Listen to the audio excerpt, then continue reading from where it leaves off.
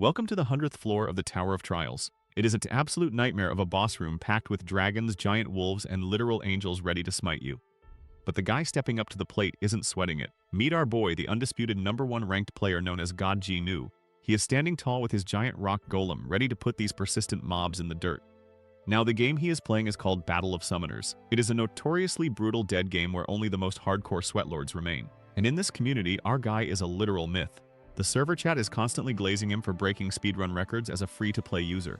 Even the top whales are sliding into his DMs asking if he is still stuck on the 99th floor while he sits on a casual 8 billion gold. But behind the legendary avatar is just a 24-year-old dude standing on a sidewalk whose real life is completely in the gutter. He has spent the last 10 years rotting in his room playing this dead game while his parents watch in silent disappointment. He doesn't have a degree or a job, so he has finally decided to touch grass and quit gaming for good right after he clears this final floor. Locking in for his grand finale, our boy stares down a squad of golden angelic archers. He is determined to give his legendary account the perfect send-off. He screams out to open his summon window, ready to drop his ultimate deck and roll the credits. Our boy pulls up his massive inventory of summons. The server's top players are blowing up the chat wondering where he is, but he is way too locked in to care about his notifications right now. He drops his ultimate skill and summons a literal white whale onto the battlefield. The angelic boss mobs try to draw their bows, but they are about to get absolutely washed. He goes full tryhard mode. He spams devastating water and ice magic alongside his giant whale, completely flooding the zone. He is gritting his teeth and putting his entire back into this final push. The spectator chat is absolutely losing its mind over this pure madness. The other top rankers refuse to log off until they see the ending. Meanwhile, our guy's attacks are just shredding through the angelic horde like wet paper. The dust finally settles. He stands there looking completely unfazed with his giant whale floating chill above him. The floor is officially cleared. Meet our boy. He is the absolute sweatiest tryhard in a completely dead mobile game called Battle of Summoners. While everyone else touched grass, he grinded to become the undisputed #1 player known as God Ji-Nu. The server's top whales are literally fanboying over him in the global chat. But right as he is styling on the final boss, a whale named Bakeshin interrupts the hype train to ask if anyone saw the dev's latest patch notes. Another top player chimes in, asking about some crazy rumor that a whole new world opens up if someone actually clears the impossible 100th floor. Our guy does not care about lore drops right now. He has a giant fire-breathing dragon trying to turn him into a crispy chicken tender. He stares down the flames and casually summons a massive blue water dragon to absolutely wash the boss. While the server chat debates if the game is getting a massive overhaul, our boy just stands there looking majestic as he secures the final kill. Cut to the real world, and the legendary God Ji-Nu is actually just a 24-year-old unemployed gamer screaming his lungs out in the middle of a busy crosswalk. He finally beat the impossible tower, and he does not care that every single pedestrian thinks he is completely unhinged. Our boy Ji-Nu is literally crying tears of joy. After 10 long years of grinding this dead game, he finally cleared the impossible 100th floor. He figures he might as well flex on the server veterans one last time before deleting the app and touching grass. But while he is standing in the middle of a crosswalk looking like an absolute lunatic to the normies around him, a massive blue light suddenly beams down from the heavens. Ji-Nu looks up and his jaw drops. The exact same victory screen from his phone is now plastered across the actual sky. The system announces that the beta testing period has officially ended. Ji-Nu is completely frozen, trying to process why his mobile game UI is currently blocking out the sun. Before anyone can even panic, mysterious red scrolls start raining down on the streets. A couple of clueless students pick them up and a holographic prompt pops up telling them to tear the summoning scroll. Thinking it is just some wild augmented reality marketing event, the guy gets ready to rip it open. He grabs the edges and starts pulling. Ji-Nu instantly recognizes the item and screams at the kid to stop, but it is way too late. The oblivious student rips the scroll right down the middle. The torn scroll violently explodes in a massive blast of fire and debris. Right on cue, a giant holographic system window pops up declaring that a brand new world is being created. Our boy watches in absolute horror as the sky turns blood red. Terrifying monsters straight out of his game start invading the city. We are talking flying pterodactyls and massive stone golems and roaring red apes just tearing the place apart. He stands frozen amidst the chaos, unable to process that his dead game has literally become reality. But before he can even react, a woman's terrified scream snaps him back. He turns around just in time to get absolutely leveled by a truck on the crosswalk. As bystanders panic and scream for an ambulance, our boy lies bleeding out on the asphalt. With his last ounce of strength, he curses this stupid game while his cracked phone screen flashes that ominous message one last time. But surprise, he is not dead. He suddenly wakes up in a hospital bed, bandaged up and looking confused, while his mom drops her apple-peeling knife in shock and his dad rushes over. 3 whole years pass in a blink. Our boy's hand finally twitches. His mom is so stunned she drops her apple-peeling knife straight to the floor. Jinwoo peels his eyes open to a hospital ceiling. His parents immediately rush over in tears to hug their son back from the dead. But the real shocker is not the coma. It is the literal rock monster waving at him from the doorway. His dad's new pebble golem proves the apocalypse was not just a fever dream. The game actually merged with reality. He glances at the TV and starts sweating bullets. The world's #1 ranked player Rachel is live on air. She announces that the elite group known as the Five Emperors are desperately searching for South Korea's legendary god Jinwoo. Jinwoo stares in absolute disbelief because that is literally his gaming username. The top players on the planet are hunting him down. Right on cue, a blue system window pops up asking if he wants to start the tutorial. His mom begs him to just chill and rest, but Jinwoo shoots that idea down. He has to adapt to this crazy new meta immediately. Our boy flashes a cocky smirk in the shadows. Sure, the entire world got flipped upside down while he was taking a 3-year nap, but as he throws off the hospital covers, he knows one thing for certain. If this new reality operates on the exact same mechanics as his favorite dead game, dominating it is going to be an absolute piece of cake. After finally getting discharged from the hospital, our boy heads straight home to do some heavy research. He quickly realizes that his favorite game, Battle of Summoners, has literally merged with reality. Dungeons, raids, and player battles are now just everyday life for humanity. But instead of freaking out, he just smirks. He knows for a fact that none of these new players are even close to his skill level, so he confidently clicks yes on the system prompt and kicks off his tutorial. The system immediately teleports him to a completely deserted park overlooking the city. He specifically chose an isolated spot because he has zero clue what kind of crazy beast is about to pop out. The system hands him 2 low-grade summoning scrolls as a starter reward with a strict warning to only use them outside. This finally makes the whole situation feel real. But then he remembers the absolute garbage gacha rates of this game. A 94% chance for a useless F rank and a measly 1% chance for a D rank. Sweating bullets, our guy grips the red scroll and starts praying to the RNG gods. He begs the universe to just give him something remotely useful. He would honestly be thrilled with a basic E rank at this point. Our boy finds a deserted park to pop his very first gacha pull. He rips the low-grade summoning scroll right down the middle, sweating bullets and praying to the RNG gods for a decent drop. He does not even know how these things spawn in real life yet. Turns out it is a whole Michael Bay light show. Blue lightning explodes from the paper, making him jump back like he just touched a live wire. The energy swirls up into a blinding flash. The system dings with a massive golden notification. He just pulled an EX rank Wind Fairy. Out pops this tiny blonde girl in a green dress, casually yawning like she just woke up from a 3-year nap. Our guy is completely flabbergasted. He stares at the golden text, wondering since when an EX rank was even a thing in this rigged game. The little fairy rubs the sleep out of her eyes and suddenly snaps awake.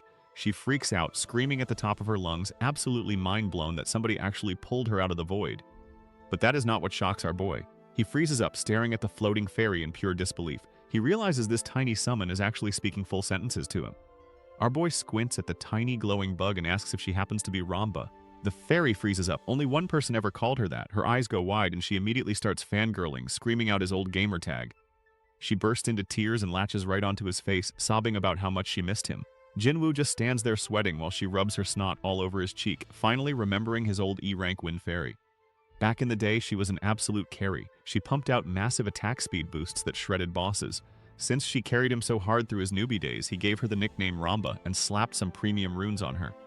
But then the devs patched her out of the game for being too broken, and our guy never even got a refund. He pulls up her status window and sees she is now an EX rank. The system straight up admits she was isolated for having balance-breaking mechanics. Jinwoo zeroes in on that word. The fairy cries that she was dragged off to some weird digital prison and trapped there forever. She begs him to never leave her again. Jinwoo just pokes her squishy cheek with a giant finger and asks the real question. Who exactly locked her up in there? When our boy asks exactly who locked her up, the tiny fairy suddenly puts on an Oscar-worthy performance. She grabs her head and cries out that some bastard must have put a memory restriction on her. Jinwoo just deadpans and tells her to spit out whatever she does remember. She instantly drops the act. She explains that she and about 10 other summons were completely isolated in some weird void.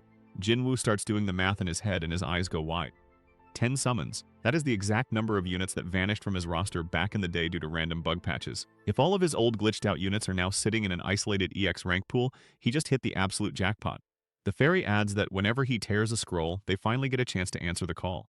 Looking down at the trash tier paper on the ground, our guy realizes he might be the only player alive who can actually pull these broken units.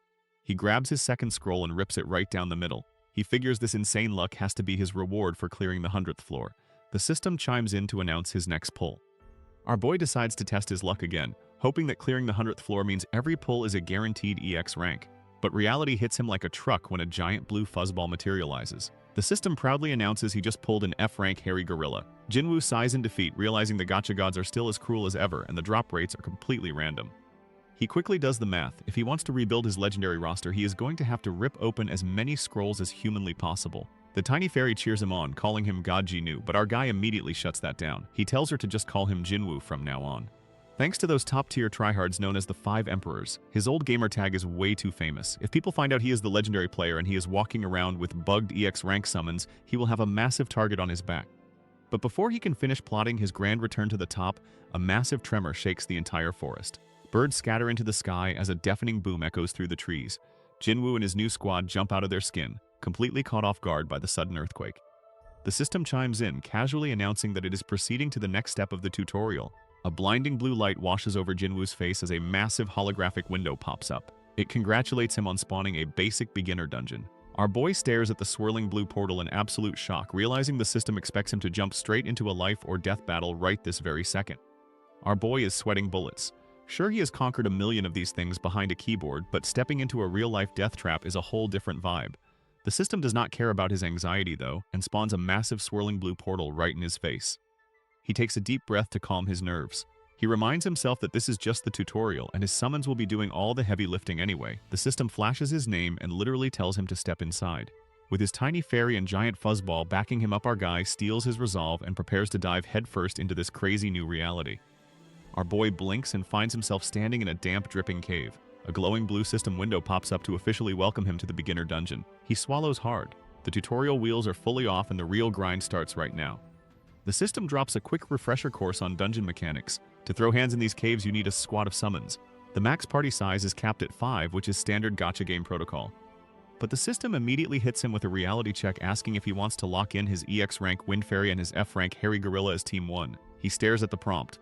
Normally, any sane player would max out all 5 slots to avoid getting absolutely clapped by the boss. But our guy is not exactly normal. Flashbacks hit of him grinding this exact game in his dark bedroom for 10 straight years. He knows that with the right big brain plays, a 2-unit clear is totally doable. His eyes sharpen as the perfect strategy clicks into place. Without a second thought, he smashes that yes button. The system auto-deploys his 2-unit squad. Out pops his shiny new EX rank fairy and the absolute unit of an F rank gorilla.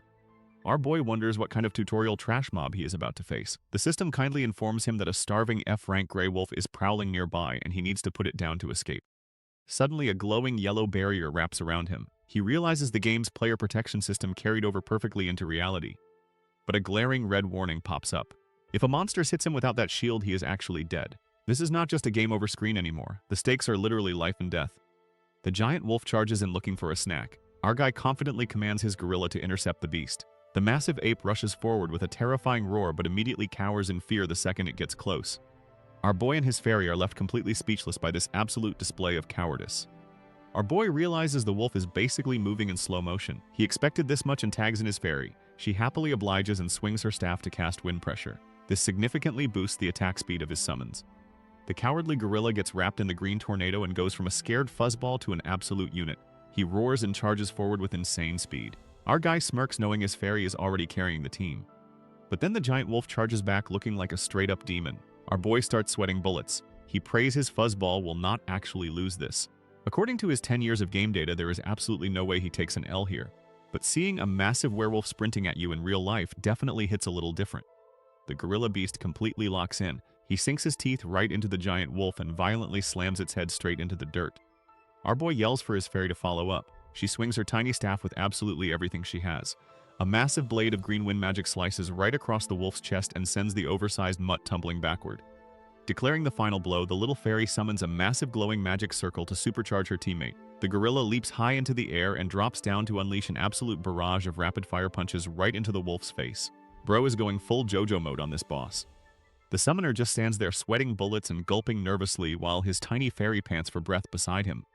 The giant wolf lunges, but our boy's fairy summon casts a massive wind buff. The cowardly gorilla suddenly gets a massive speed boost and roars like an absolute unit.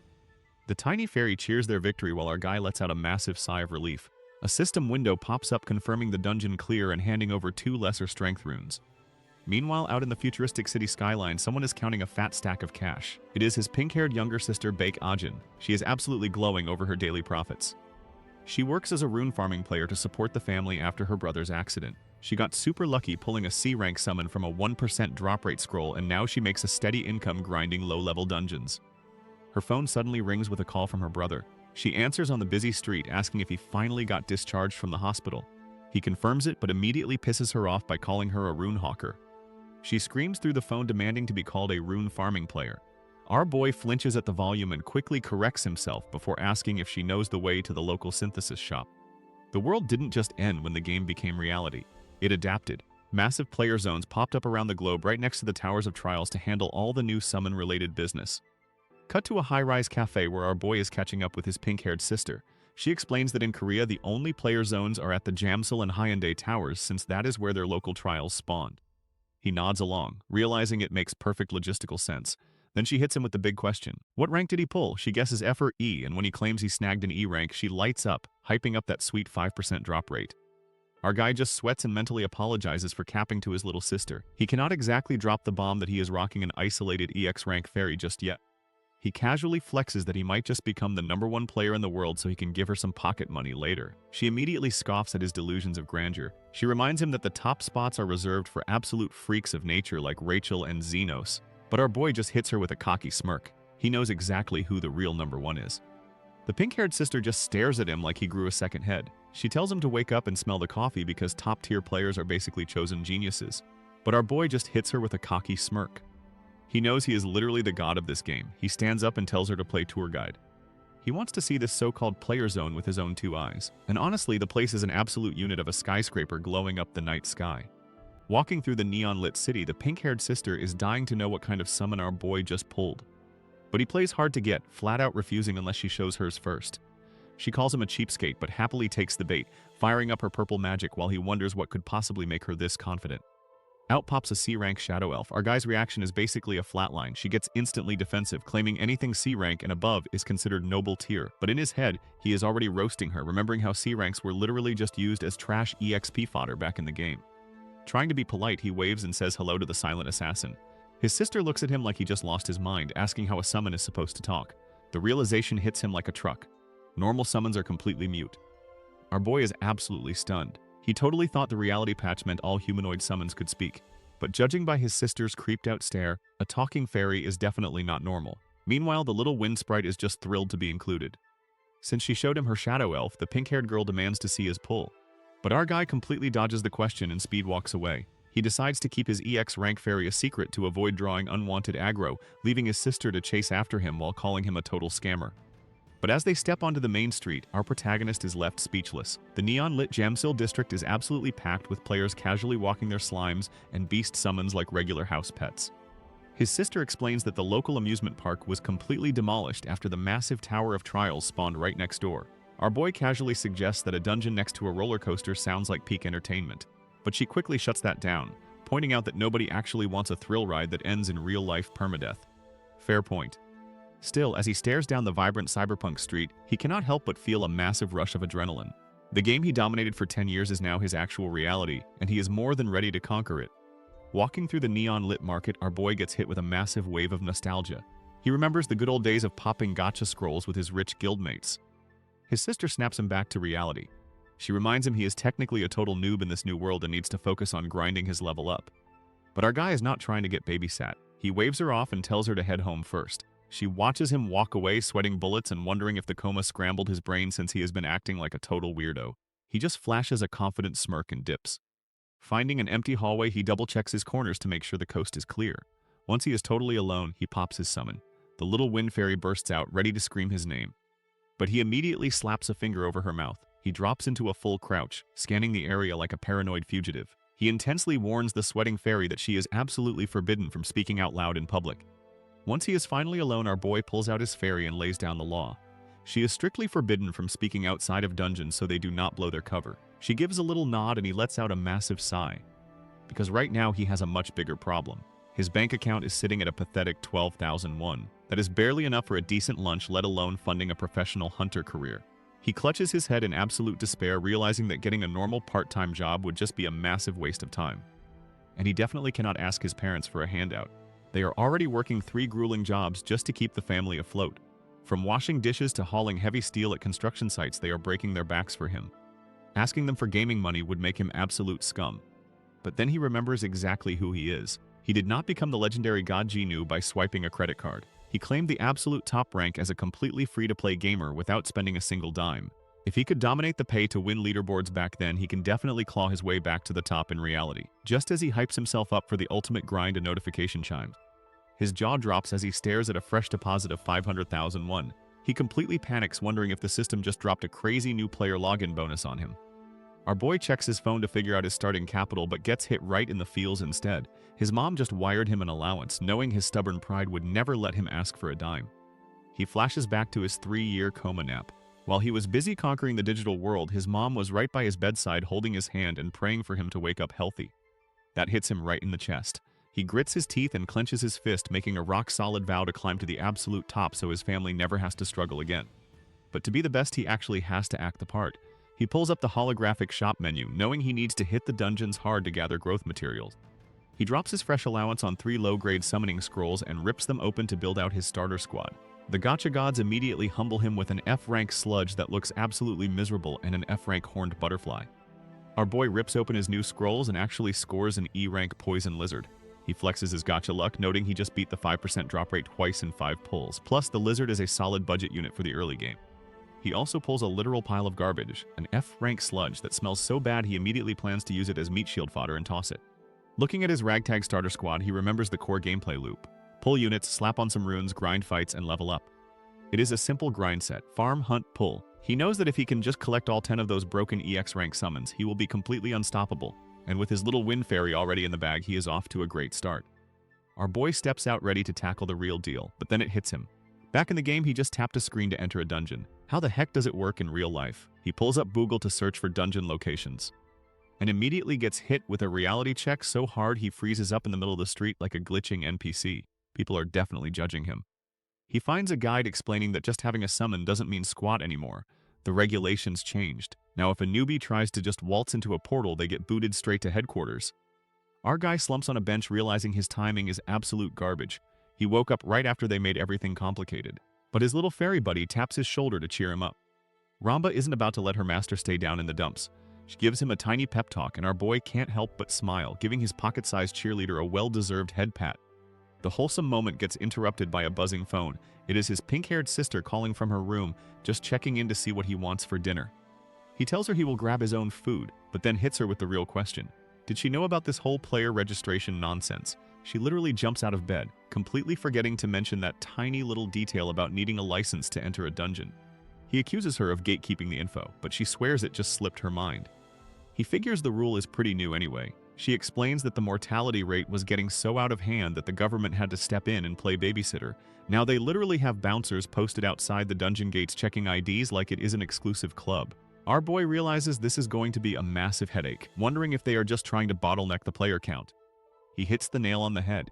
If they just let every random civilian with a summon waltz into a dungeon blinded by the promise of easy money, society would completely collapse under the weight of their own greed.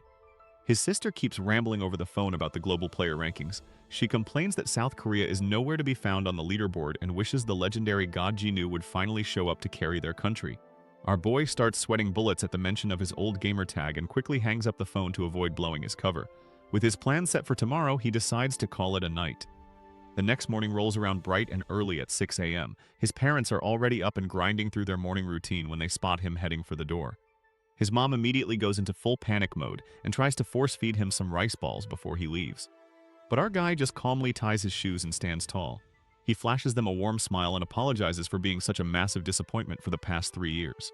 He promises to do better and heads out the door, leaving his parents completely stunned by his sudden character development. His dad just awkwardly scratches his head, not really knowing how to handle this new mature version of his son. His parents try to play it cool over breakfast, but the second the door clicks shut, his mom is already praying he does not end up as Monster Chow.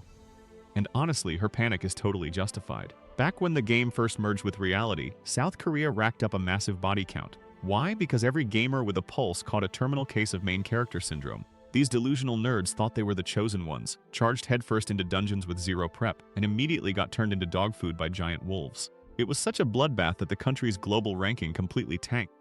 Reading up on the tragic history of his fellow gamers getting clapped, our boy just sweats. He thinks it is incredibly pathetic that these guys had zero survival instincts, completely ignoring the fact that he literally played the mobile game for 10 years straight. He steps up to the registration desk to hand in his paperwork and officially get this show on the road. But before he dips, he asks the receptionist exactly how many people actually get to become certified players. She casually drops the bomb that only 50 people will pass the final exam. Jinwoo does the math and realizes there are easily over 1,000 wanabs standing in line right behind him. The odds are absolute garbage, but he just shrugs it off. If he cannot beat a bunch of noobs, he does not deserve his legendary title anyway. Our boy walks away from the registration desk with a cocky smirk. He knows that if he cannot pass a basic entry exam like this, he does not deserve his legendary title. Meanwhile, at a local cafe, a bearded headquarters examiner named Park Chang-seok is stressing over the massive stack of applications. He complains that they are only allowed to pick 50 candidates, which totally ruins his chances of scouting actual talent. But before he can finish his rant, a massive explosion rocks the building. The dust clears to reveal a scarred terrorist in a sharp suit flanked by a massive blood orc. The guy mocks the examiner for looking so relaxed after wiping out his crew. Park curses the crazy bastard and immediately claps back. He summons his own heavy hitters, dropping a giant wooden treant and a pack of fiery beasts right into the middle of the coffee shop to stand his ground. As the civilians completely lose their minds and scramble for the exits, our boy is just sitting at a table in the background. He glares at the chaotic monster brawl, highly annoyed that these guys decided to throw down right in the middle of his chill time. Suddenly, a massive turf war breaks out right in the middle of the cafe. The examiner summons a giant wooden golem and a flaming turtle to face off against the terrorist and his blood orc. And sitting right in the splash zone is our boy. He just wants a quiet cup of coffee, but now he is stuck front row for a crazy monster brawl. The bystanders are absolutely losing their minds as a full-blown gang war erupts right in the middle of the cafe. They are terrified of catching a stray attack, but our boy is just standing in the back looking completely lost. He cannot believe these low-level thugs are actually using summons to act like tough guys. The smug suit-wearing terrorist has his massive red orc ready to swing while the bearded examiner is sweating bullets trying to hold the line. The bearded guy screams at everyone to call out their summons and pop their protective shields. The civilians scramble to summon their little pet slimes and turtles while our boy casually calls out his EX rank fairy Ramba. She pops out looking completely confused about the chaos. Before she can say a word, he immediately shushes her. He reminds her of their strict rule about not talking in public since normal summons are basically mute. Ramba gives a nervous thumbs up just as the terrorist starts mocking the examiner for playing the hero. The massive blood orc charges forward and readies a devastating axe swing. Our boy decides to just crouch behind a barrier for now. He knows getting involved is just going to be a massive headache, so he opts to sit back and watch these absolute scrubs throw hands. The terrorist's massive red orc is absolutely dominating the room. The smug suit guy is having the time of his life while the bearded examiner is sweating bullets and gripping the desk for dear life. Our boy is just chilling in the back watching these absolute scrubs fumble their skills. His fairy summon is so annoyed by their trash gameplay that she starts ripping his hair out. He ducks behind a desk to avoid the crossfire. He is seriously debating if he should step in. If he gets involved, he might blow his cover, but if that giant glowing axe comes down on them, he is definitely going to die before he even gets to enjoy his second chance at life. Deciding he prefers breathing over hiding, he taps the sweating examiner on the shoulder with a polite "excuse me." The bearded guy completely panics and screams at him to step back before he gets chopped in half. Our boy taps the bearded guy on the shoulder and points out the obvious. The enemy buffers hiding behind the blood orc are spamming a fire resistance buff. No wonder his fire attacks aren't doing squat with that kind of timing. The bearded guy finally connects the dots. Realizing he's been getting played, he shifts his strategy and has his giant tree summon hold the line against the orc. Waiting for the perfect opening, he screams for his fire turtle to unleash hell. And what do you know, timing actually matters. The attack lands perfectly, leaving the bearded guy hyped that the kid's advice actually worked. The suit guy immediately starts sweating bullets as the tables turn. The bearded guy's treant summon slams a massive root down, twisting it violently and sending the thug into a full-blown panic. Following up the assault, the fire turtle unleashes a massive barrage of fireballs and a concentrated beam of pure heat, completely engulfing the enemy. The fiery blast connects with a massive explosion. As the smoke clears and the digital dust settles, our boy watches the absolute destruction unfold. The scarred suit guy cowers behind his flimsy little shield as a giant foot steps up to him. Suddenly, he is all about the law, screaming that he will surrender and turn himself in. But he quickly realizes he is talking to the wrong guy. A massive wooden root snatches him right off the ground. The thug cries and begs for mercy, promising he will never be a bad guy again. But the bearded examiner just tells him to shut up. He coldly reminds the terrorist that gang members get the immediate death penalty. And with a sickening crunch, the giant root squeezes the life out of the guy, painting the room red. The bystanders are stunned for a split second before erupting into massive cheers. They celebrate the examiner as their hero, completely hyped that the bad guy just got packed up.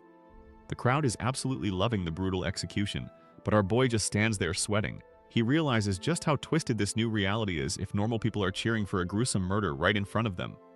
Our boy watches the crowd absolutely lose their minds cheering over a literal execution. He realizes real quick that this new world is ruthless and he is going to need some serious resolve if he wants to survive. The bearded examiner struts over to thank him for the assist. He shakes our boy's hand and asks which guild he belongs to. When our boy casually drops that he isn't even officially registered yet, the examiner is completely floored. He demands an ID to verify the identity of the kid who just casually read a high-level buff like it was a picture book. Our boy hands over his card revealing his name as Baek Jinwoo. The examiner promises a proper reward after a quick background check. Jinwoo just smiles and dips, leaving the bearded guy to immediately hop on the phone and order a deep dive into this mysterious unregistered genius.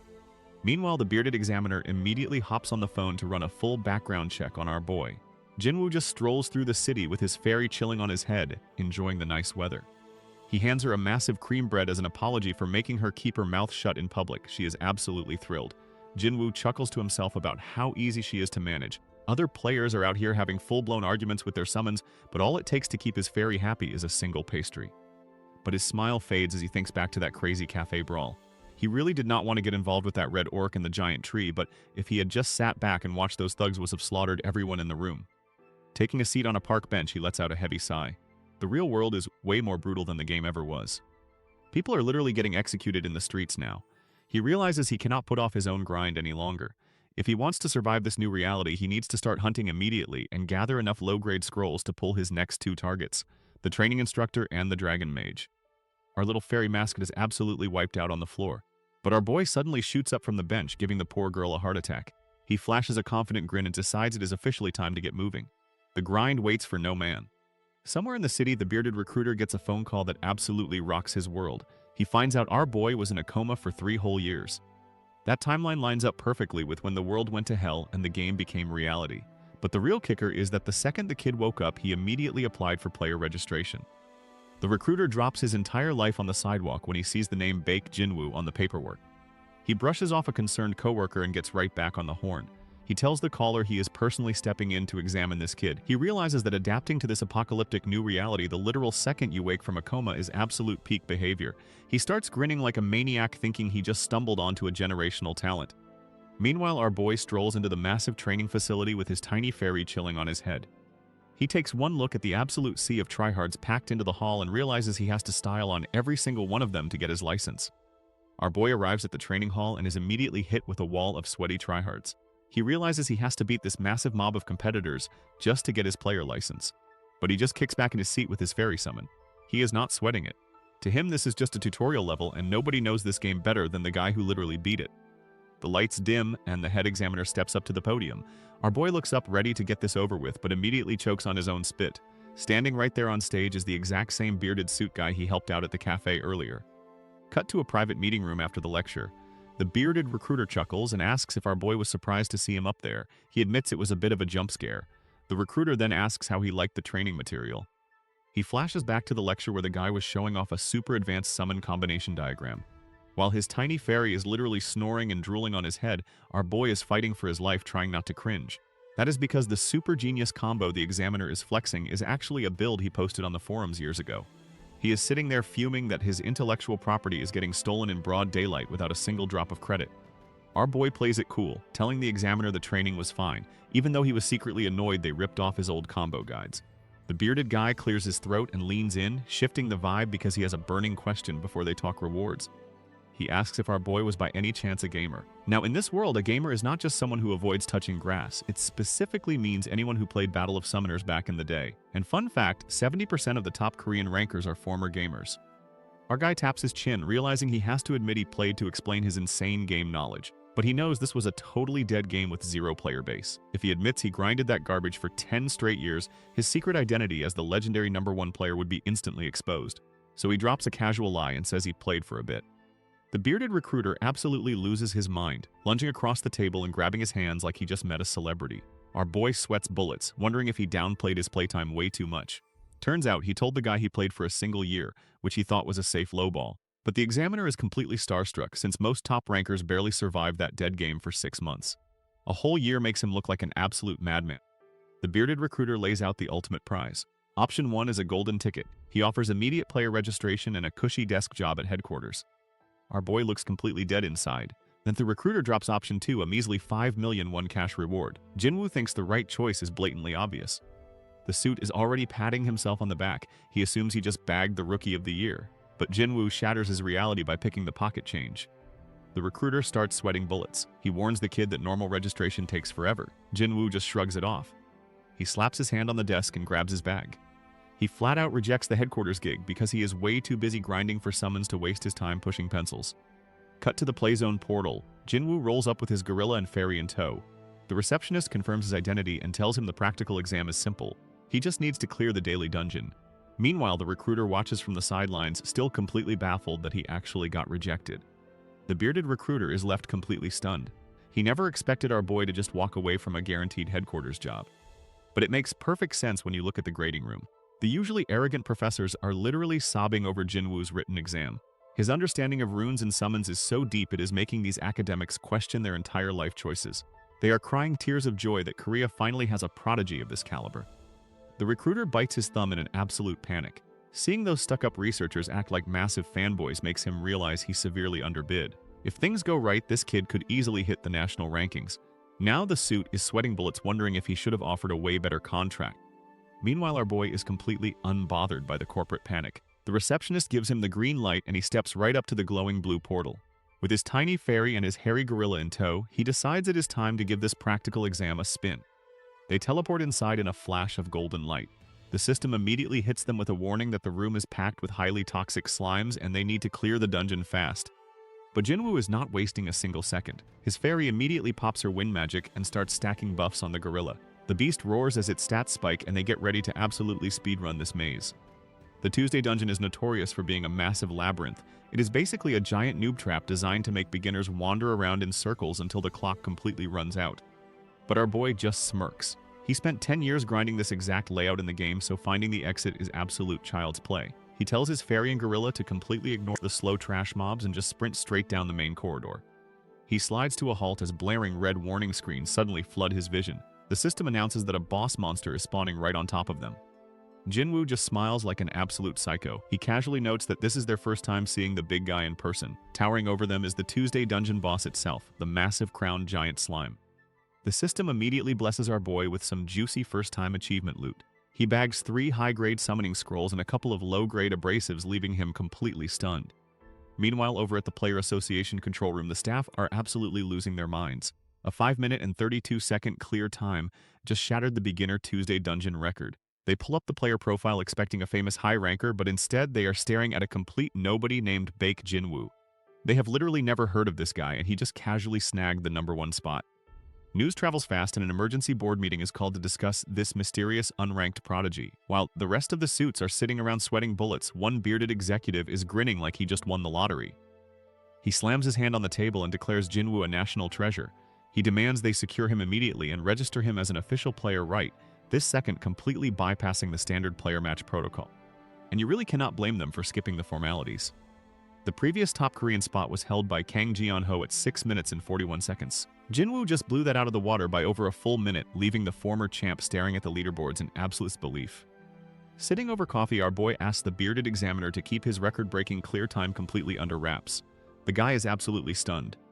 Jinwoo knows the headquarters is way too incompetent to protect its top talent, and the examiner knows it too. The bearded guy agrees to do his best to contain the leak, but warns he cannot completely stop the rumors from spreading.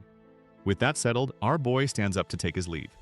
Walking away, Jinwoo is pretty satisfied that he got the official to keep his mouth shut. Now it is time for the best part of any dungeon run.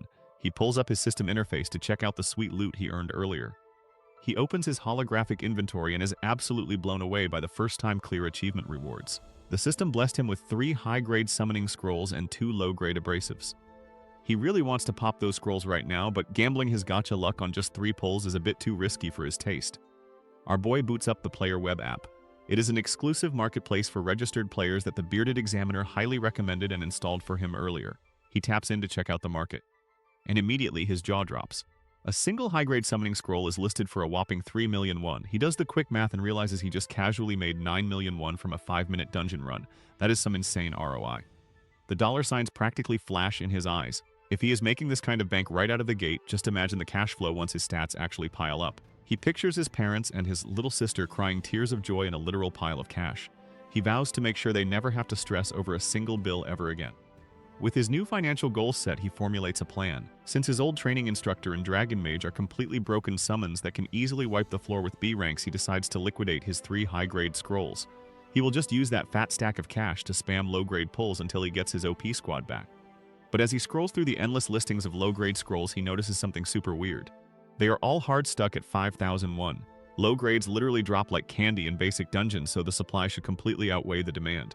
Confused by this artificial price floor, our boy decides it is time to phone a friend. Our boy whips out his phone and hits up his personal market encyclopedia, his sister Ajin. He asks why the heck low-grade scrolls are so expensive. She explains that the player headquarters buys them up in bulk using tax money to support the rankers. But since they buy a fixed amount every day, the useless scrolls are just piling up in their vaults.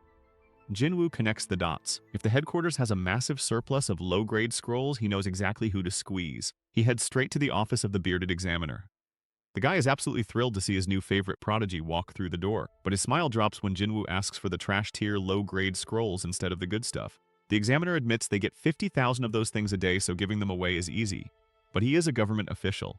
He cannot just hand out tax-funded items for free. He tells Jinwoo they need to make a trade. Information for scrolls. Our boy asks how many low-grade scrolls the headquarters can spare. The bearded examiner admits they rake in about 50,000 of the things every single day, so handing them over is light work. But he narrows his eyes. If our guy is planning to flip them on the market for a quick buck, that is a hard no. Jinwoo just smirks and says he has a much better play in mind. The examiner knows this kid is a completely different breed of gamer, so he lays down a condition. He wants one piece of juicy intel as a free trial. He is a public official after all, and handing out tax-funded items for free is a fast track to getting cancelled by the taxpayers. Jinwoo is totally cool with that. He proposes a straight-up barter system where he trades high-tier game knowledge for a mountain of trash-tier scrolls. He kicks things off by dropping a term the boomer has never heard before. Achievement time shaving. The old man is completely lost. Jinwoo breaks it down like a true min-maxer. The system spits out 3 high-grade scrolls every time a national record is broken. So instead of smashing the record by 5 minutes and ruining the curve, you just shave it down by a few seconds at a time. You pass the crown around like a relay race and let everyone farm the system dry. Our boy breaks down a little concept called achievement time shaving.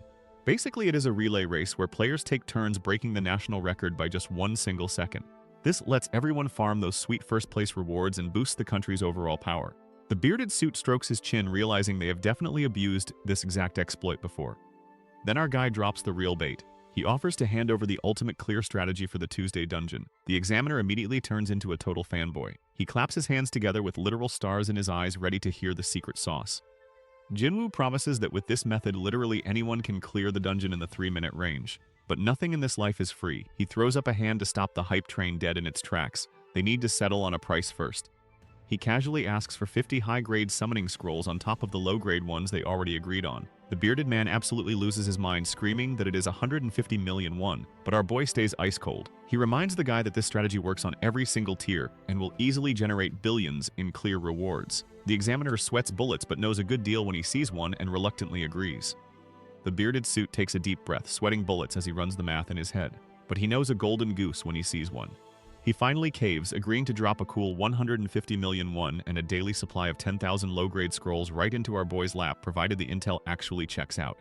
Jinwoo just flashes a cocky grin, knowing he just secured the ultimate infinite gotcha glitch. Back at headquarters, the sun is setting, but instead of clocking out and hitting the pub, the trainees are dragged out to the field. The bearded examiner flashes a grin, announcing he has a little test for them. He asks if they heard about the Tuesday dungeon record getting absolutely shattered by our boy Jinwoo.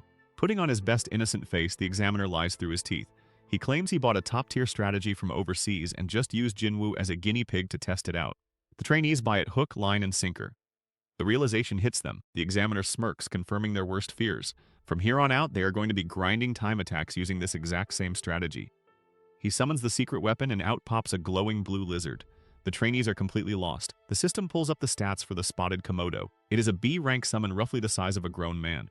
Usually players just write this thing off as a mediocre bruiser with decent durability and attack power, but there is a massive secret hiding behind those stats. Most players look at the spotted Komodo and immediately label it absolute mid. It just looks like a goofy little lizard with trash stats, but our boy knows a secret the rest of the server completely missed. This little guy's absolute favorite meal is the giant slime. Just drop him in the dungeon and he turns into a 5-star chef at an all-you-can-eat buffet. Over at the player headquarters, the results speak for themselves. The Tuesday dungeon leaderboards are getting absolutely shredded, with subs 6-minute clear times popping up left and right. The trainees are losing their minds, realizing the crazy strategy actually works. They are speedrunning straight to the boss room in under 4 minutes, all thanks to one hungry lizard. The office workers are literally tossing the Komodo in the air like it just won the Super Bowl while the bearded examiner watches his master plan unfold. Fast forward a few days and the national news is having a total meltdown. Headlines are screaming about South Korea dominating the dungeon records and giving all the credit to the examiner for supposedly buying this top-tier strategy from overseas. Sitting in his office, the bearded guy finally connects the dots. The kid who handed him this golden ticket is way more than just some lucky rookie. He is an absolute goldmine. With dollar signs in his eyes, the examiner makes a massive call. He is going to build a dedicated management team specifically to handle our boy and immediately starts pulling up the resumes of his best staff. A few days later, our boy is chilling outside when he checks his bank app and nearly drops his phone. His account is sitting pretty at over 167 million won. He wonders if making money was always this easy, while his tiny fairy companion is already doing the math on how many cream buns they can buy with that kind of cash. He opens up his system inventory and finds a massive delivery waiting for him. 10,000 low-grade summoning scrolls courtesy of the player headquarters. Our boy smirks, realizing the examiner actually kept his end of the bargain. Since the suit guy delivered, Jinwoo decides it is time to do his part. He cracks open a water bottle to set the mood while his fairy goes full dramatic mode. She starts pouring out water and praying to literally every deity in existence, begging for some good RNG. With the ritual complete, Jinwoo summons a glowing scroll and rips it open, declaring that the endless gacha grind has officially begun. Cut to 3,600 scrolls later and our boy is completely dead on the floor. He is surrounded by a massive pile of cute but absolutely useless F-rank summons, panting like he just ran a marathon and cursing his terrible luck. The fairy pokes our boy right in the cheek and gives him a harsh reality check. She asks if he seriously thought an EX rank would drop that easily. He claps back that she literally popped out on his very first try, but she screams that it was pure unadulterated luck. She tells him even 100,000 scrolls wouldn't guarantee a top-tier pull. He looks completely lost, so she sighs and asks if he even knows how the gacha system works. She drops some quick math. Since there are 8 billion people on Earth, the system generated exactly 10% of that in summons. That means there are over 800 million of those useless horned caterpillars he just pulled. But here is the kicker. Because her specific tier has an isolated status, there is literally only one of her in existence. Our boy does the math in his head and completely short-circuits. With tens of thousands of summon types and hundreds of millions of copies each, the odds of pulling a one-of-a-kind unit is a flat 0.0001%. He slumps to the ground in absolute despair, muttering that winning the lottery twice in a row would be easier. The tiny fairy pats his head to comfort him and explains the one silver lining. Once a specific summon is pulled, it is gone from the pool forever. So if all 800 million caterpillars get summoned, they will never drop again. It is basically the worst pity system ever invented. Our boy is absolutely down in the gacha trenches. He briefly considers switching up his strategy and buying mid-grade scrolls instead, but he quickly shuts that intrusive thought down. Those things are way too expensive and the market supply is basically non-existent. It is just not a viable grind set. Clenching his fist, he accepts his fate. He has literally no other choice but to keep brute forcing this low-tier gacha. With his tiny fairy cheerleader hyping him up, he aggressively rips open another glowing blue scroll and prays to the RNG gods for a miracle drop. Our boy is back at the synthesis shop, ready to juice up his favorite little wind fairy. Ramba is hyped and Jinwoo pulls up the menu to select her for an upgrade. He locks her in and smashes that yes button. The magic circle lights up, ready to consume a ridiculous amount of fodder. Ramba floats up into the glowing light as Jinwoo watches the system sacrifice wave after wave of useless F-rank pulls. He is sweating just thinking about the sheer volume of trash he had to grind through for this. The synthesis finishes and the system announces Ramba has hit level 21, snagging a nice little intelligence boost along the way. She strikes a power pose, feeling like an absolute boss. Jinwoo claps it up for her, telling her she is the best. But internally, his soul is leaving his body. He just burned through 140,000 summons for a measly 21 levels. With the cap sitting at 100, this gacha grind is going to take the rest of his natural life. A few days later at the player headquarters, the office drone Byongjin is typing away when his bearded boss suddenly asks if work is going well. Byongjin nervously agrees but internally wonders why the old man is practically vibrating with excitement. The boss is riding a massive high because he just formed a dedicated talent management team and plans to pour all his resources into our boy. He asks for a status update on their new golden goose. Byongjin awkwardly reports that the kid is just continuously opening trash tier scrolls and actually wants to use his massive payout to buy even more of them below market price. The bearded examiner gets highly suspicious. Why would a prodigy reinvest a fortune into absolute garbage? Sensing a massive brain play, he grips his paperwork and decides to just sell them to the kid at half price. Byongjin completely panics over the risk of getting caught handing out corrupt special treatment, but his boss just hits him with a dark, confident smile and tells him to chill. The guy is already deep in his own delusions. He pictures our boy becoming South Korea's ultimate hero and imagines his own approval ratings blasting to the moon once his secret financial backing is finally revealed to the public. Back at headquarters, the bearded boss is cooking up a massive scheme. He tells his subordinate to keep their new talent management project strictly under wraps. He wants to pour all their resources into our boy but keep it a total secret between their inner circle. Cut to our guy currently trapped in absolute gacha hell. He and his tiny fairy companion are surrounded by a literal mountain of torn summoning scrolls looking completely dead inside. The fairy begs to know when this torture ends. Our boy just grimly replies that they stop when one of them drops dead. Suddenly, the click-clack of high heels interrupts their suffering. A woman in a sharp suit approaches the exhausted duo. She flashes a corporate smile and introduces herself as Yu Jia from headquarters. Our boy immediately scrambles to his feet, sweating bullets. He nervously asks if she is here about the massive scroll order he tried to negotiate with the examiner. The suit lady just gives him a knowing smile and drops the absolute best news a gacha addict could ever hear. Headquarters has decided to grant him a massive 50% discount on all his pulls. She literally looks like an angel descending from heaven as our boy completely loses his mind with gratitude.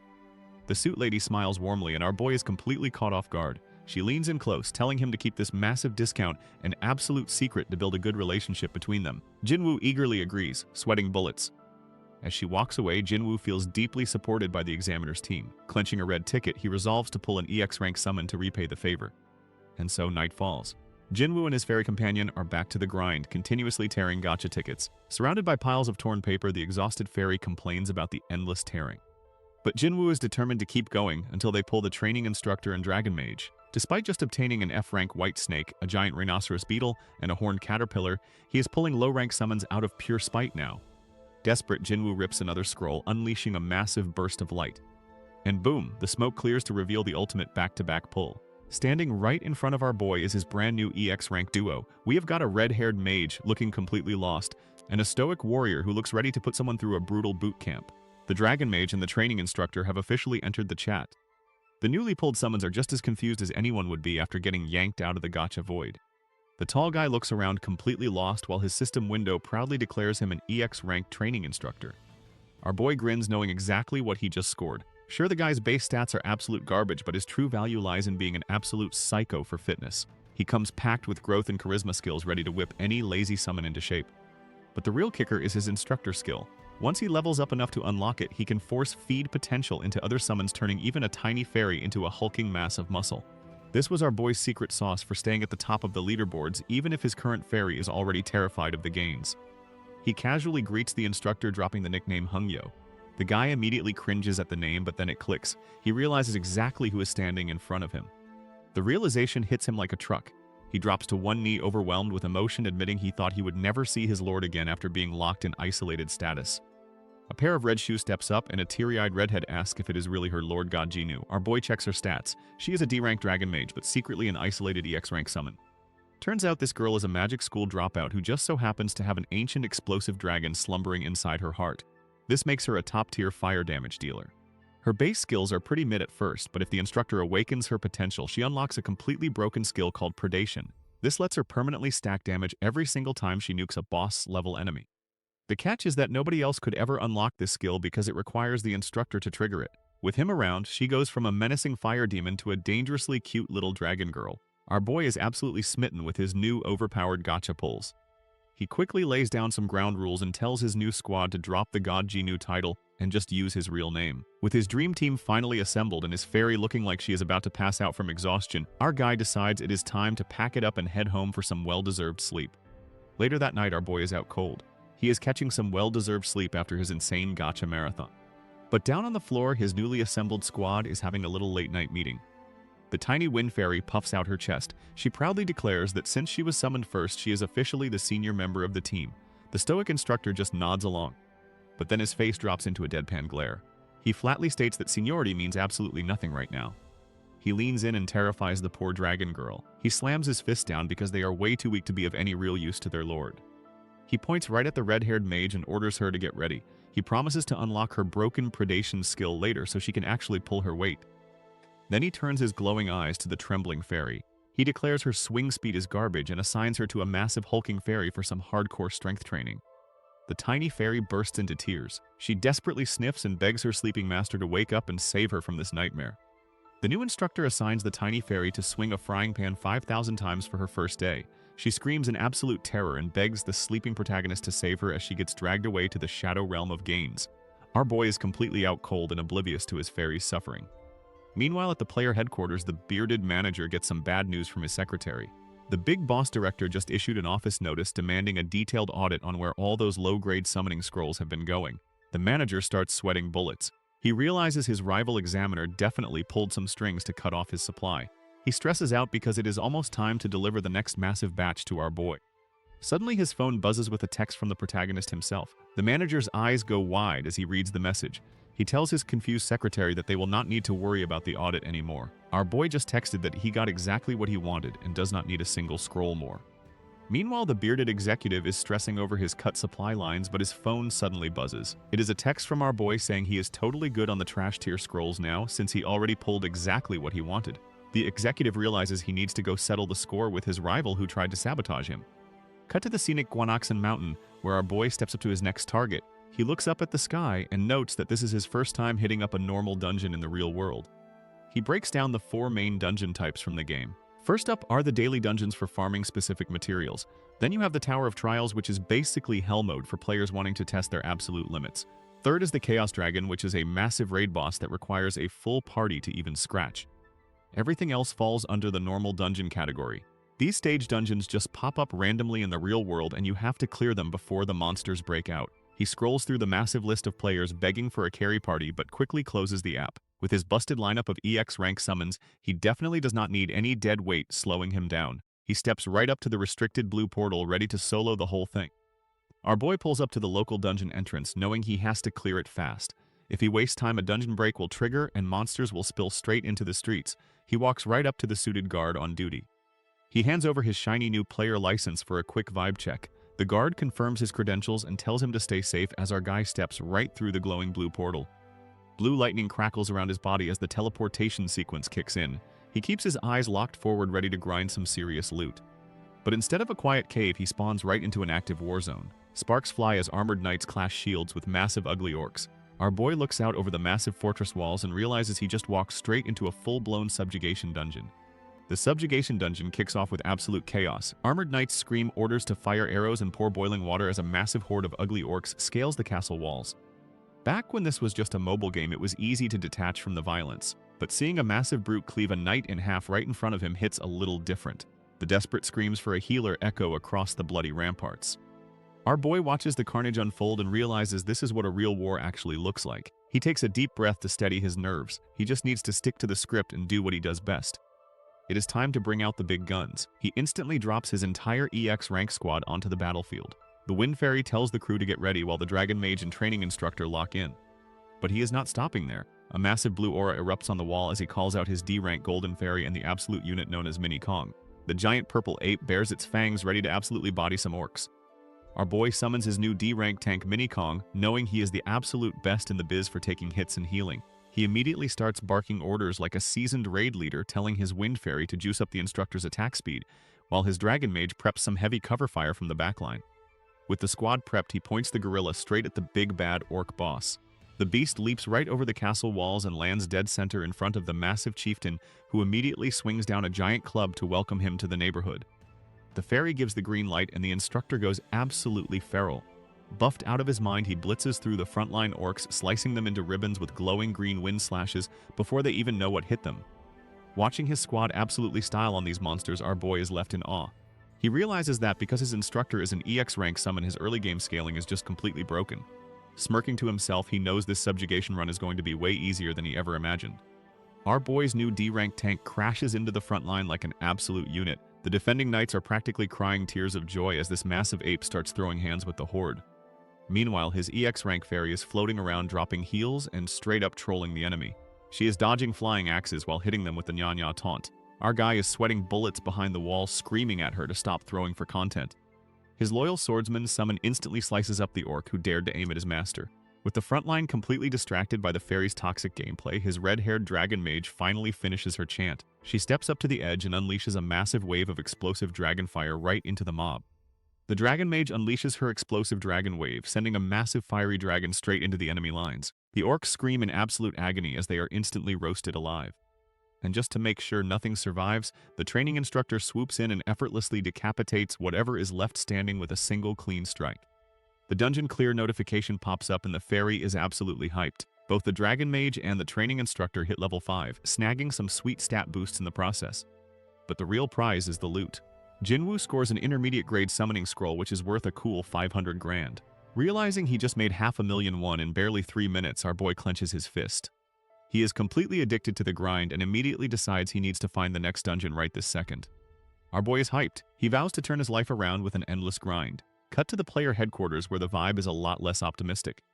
The bearded examiner is currently slumped over his desk questioning every life choice he has ever made. His female colleague asks where he got the absolute audacity to make a bet like that. He mutters that the red-haired bastard started it. Flashback to the boardroom. The smug rival examiner was running his mouth. He mocked the bearded guy's talent management team, pointing out that they have literally never produced a single national representative. He just sat there laughing right in his face. The bearded examiner was fuming. He knew the guy was an arrogant prick, but he was not about to take this disrespect lying down. He snapped back, asking what the rival would do if the talent he raised actually got selected. The smug suit just smirked and asked if he wanted to bet on it. The smug red-haired rival proposes a bet to see whose recruit climbs higher in the national rankings. Our bearded examiner accepts without missing a beat. The two practically shoot lasers from their eyes as they prepare to draft a contract, completely ignoring the poor official begging them to chill out. Back in the present, his female colleague questions his blind faith in this back Jinwoo kid. The examiner looks stressed for a second, but then his expression hardens. He knows exactly what he is doing. Before she can argue further, an assistant bursts through the door like he is running from a fire. He screams that the crazy player's solo clearing dozens of D-rank dungeons at record speed is none other than baked Jinwoo. The examiner and his colleague are absolutely floored.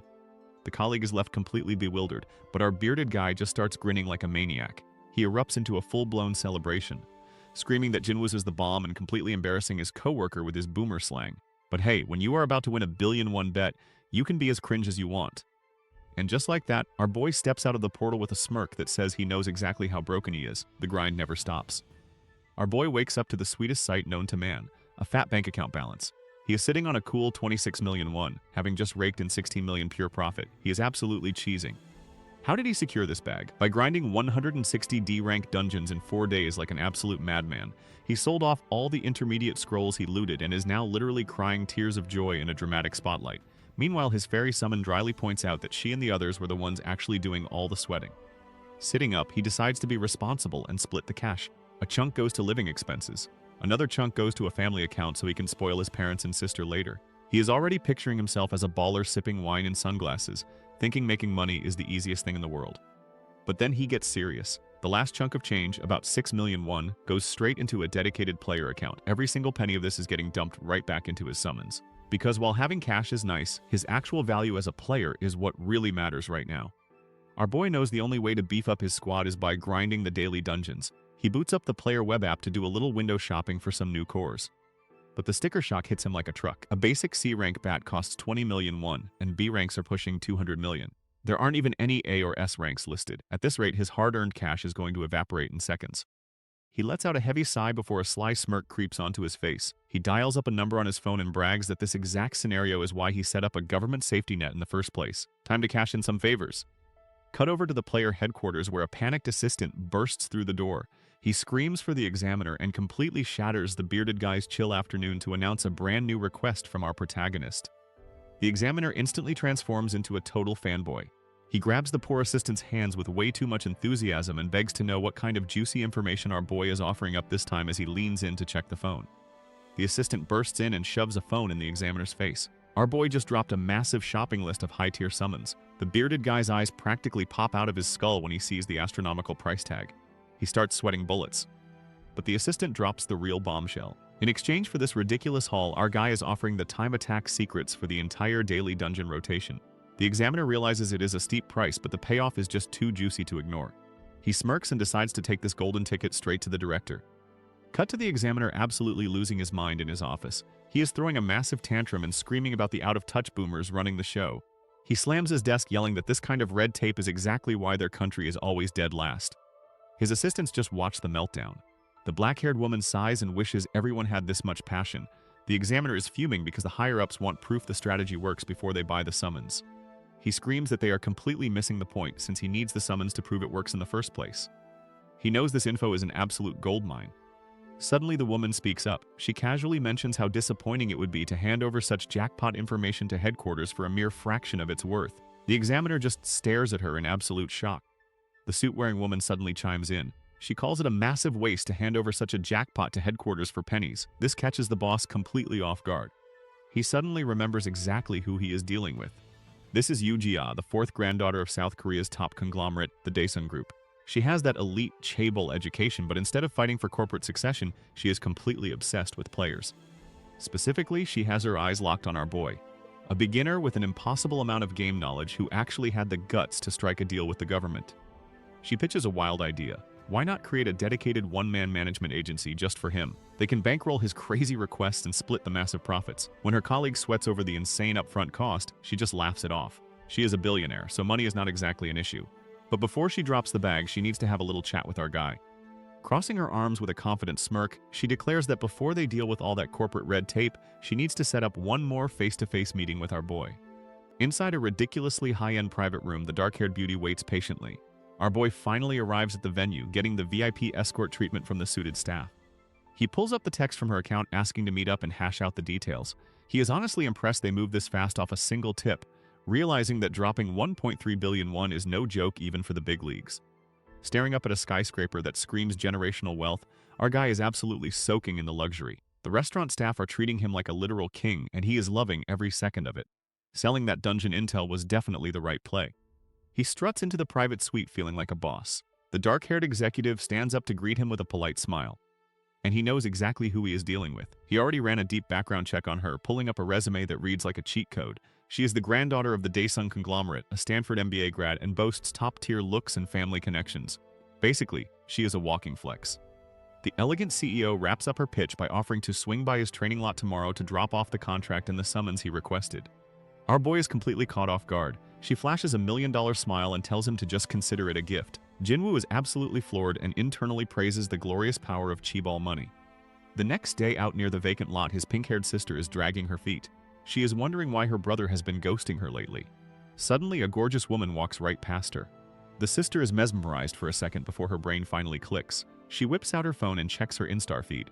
Her jaw drops when she realizes the stunning woman is none other than the famous Yoo-ja. She immediately starts sprinting after the billionaire heiress in a total panic. Meanwhile, over at the training ground, things are getting intense. The drill instructor summon is absolutely losing his mind. He screams at the top of his lungs demanding more reps. He is forcing the poor little fairy to do weighted squats with a massive frying pan while the rest of the squad pushes themselves to the absolute limit. The drill sergeant suddenly tells the squad to zip it because company is approaching. Our boy wipes the sweat off his brow just as the rich heiress strolls up to the dirt lot. She gives a polite little wave while his fairy summon is literally fighting for her life on his head. She asks if he is out here getting a light workout in with his crew. He proudly confirms that these guys are his main strike force. Meanwhile, the instructor is already barking at the fairy to get back to the grind. The heiress does not waste any time and immediately fires up her magic to initiate a trade. A massive blue system window pops up right in his face. It lets him know she is proposing a deal and warns him to review the terms carefully. See, the game system fully supports player trading, but you have to keep your eyes peeled. If you try to pull a fast one and sell a couple of trash mobs for a premium price or scam someone with a fake bundle, you are going to have a bad time. The system literally curses scammers with a fatal lightning strike straight from the heavens. Luckily, our boy does not have to worry about getting zapped today. He checks the trade window and stares at the absolute god squad of premium summons she just casually handed over. Our boy slams that accept button and a massive trade completion window flashes before his eyes. He just secured an absolute bag of high-tier summons without spending a single dime, and he clenches his fist like he just won the lottery. He hits the CEO with a full 90-degree bow out of pure respect for her wallet. But playtime is over. She whips a fat stack of papers out of her designer bag and tells him it is time to get down to business. She reveals their brand new private management agency is going to be called U-Bike. It is a cute little mashup of their last names, and the equity split is absolutely insane. Our guy is walking away with a massive 70% share while she takes 25%. The last 5% goes to the bearded examiner from headquarters just to keep him on their side. Looking over the roster, our boy notices two familiar names from the player headquarters. The CEO just casually drops that she poached them this morning by offering triple their previous salary. Our guy starts sweating bullets, realizing he is dealing with a literal corporate shark. Sitting on a park bench while his dragon Loli is passed out on the grass from training, he asks if she is really okay giving up so much control. The CEO just smiles and says right now it is all about building trust and solidifying their relationship over pure greed. Sold on her vision, our boy whips out his seal and officially signs his life away to the ultimate sugar mommy. Our boy stamps his thumbprint on the dotted line, officially locking in his 70% cut of their brand new one-man agency. The CEO flashes $1 million smile, totally thrilled to prioritize their partnership over corporate greed. They shake on it, officially kicking off their new empire. But the wholesome business meeting gets violently interrupted when the armored guard spots a spy in the bushes. He instantly fires off a blue energy slash, triggering a massive explosion and a terrified scream that leaves our new business partners sweating bullets.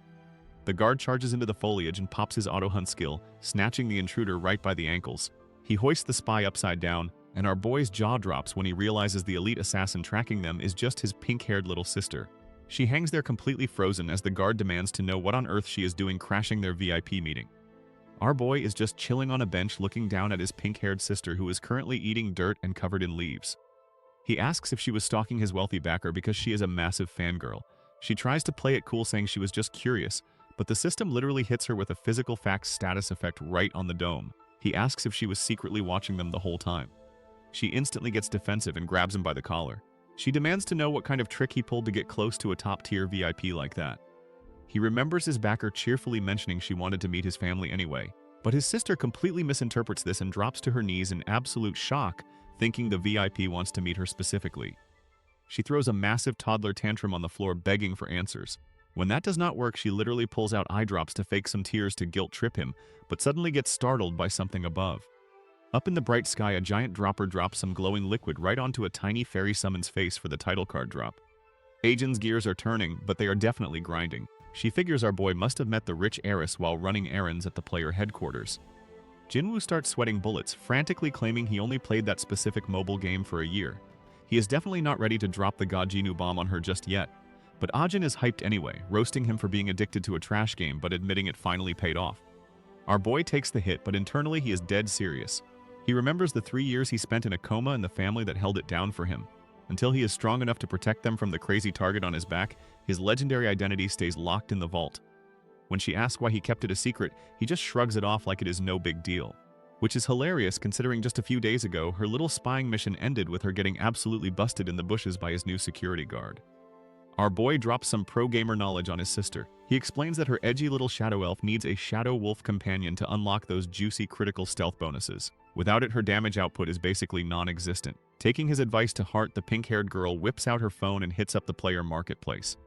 But her hopes are instantly crushed. She flashes her screen at him revealing a B-rank shadow wolf listed for a casual 500 million won. She sarcastically asks if he expects her to grind for the next 2 decades just to afford a single pet. Our guy just hits her with a confident smirk and tells her to wait a bit. Her eyes light up like a Christmas tree, realizing her big bro might actually sugar daddy this purchase for her. But she quickly plays it cool, waving him off and claiming she will just save up the cash herself. He just turns his back and casually warns her not to bawl her eyes out when he actually drops the gift in her lap. She is left completely stunned, staring at his back like he just grew a second head. Waving goodbye to the squad, he tells them to wrap up their training and head home. Sitting on the bench with her completely exhausted elf resting on her lap, the girl cannot help but feel a weird vibe. Her brother is completely transformed from a lazy bum into an absolute unit. Fast forward 1 week and our boy is standing outside a glowing red portal. He is meeting up with his brand new corporate management team to start recording his dungeon runs for some premium pay-per-view content. Fast forward a week and our boy is meeting up with his new corporate sugar, Mommy, and her crew outside a red portal. They toss him a tactical vest and tell him their agency's very first product is going to be pure information. The business model is simple. They are going to record his insane dungeon runs and sell those clear videos to desperate players for a massive premium. And to capture all that juicy content, they need him strapped into this cutting-edge gear. The vest whirs to life. It is not just a basic camera taped to his chest. This thing records his entire surroundings in full 3D during combat so buyers can study every single pixel of his god-tier strats. Our guy is feeling a little overwhelmed by the sudden influencer lifestyle. The camera crew throws on their shades and gives him the thumbs up. Recording preparation is complete and the pressure is officially on. He nervously asks the suit-wearing boss lady if it is fine if things do not go perfectly smoothly. But then he pauses and a cocky smirk creeps onto his face.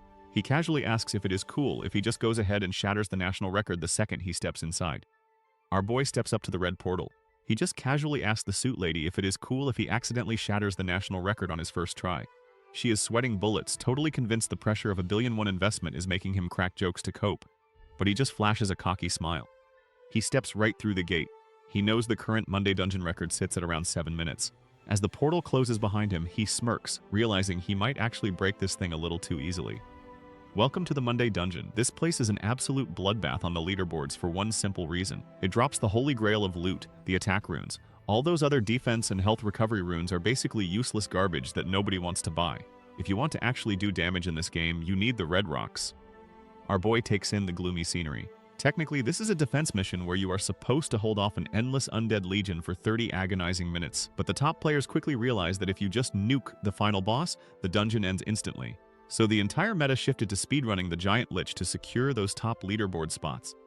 He taps the recording vest strapped to his chest, confirming the camera gear is working perfectly. It is time to show the world how a real pro speedruns a boss.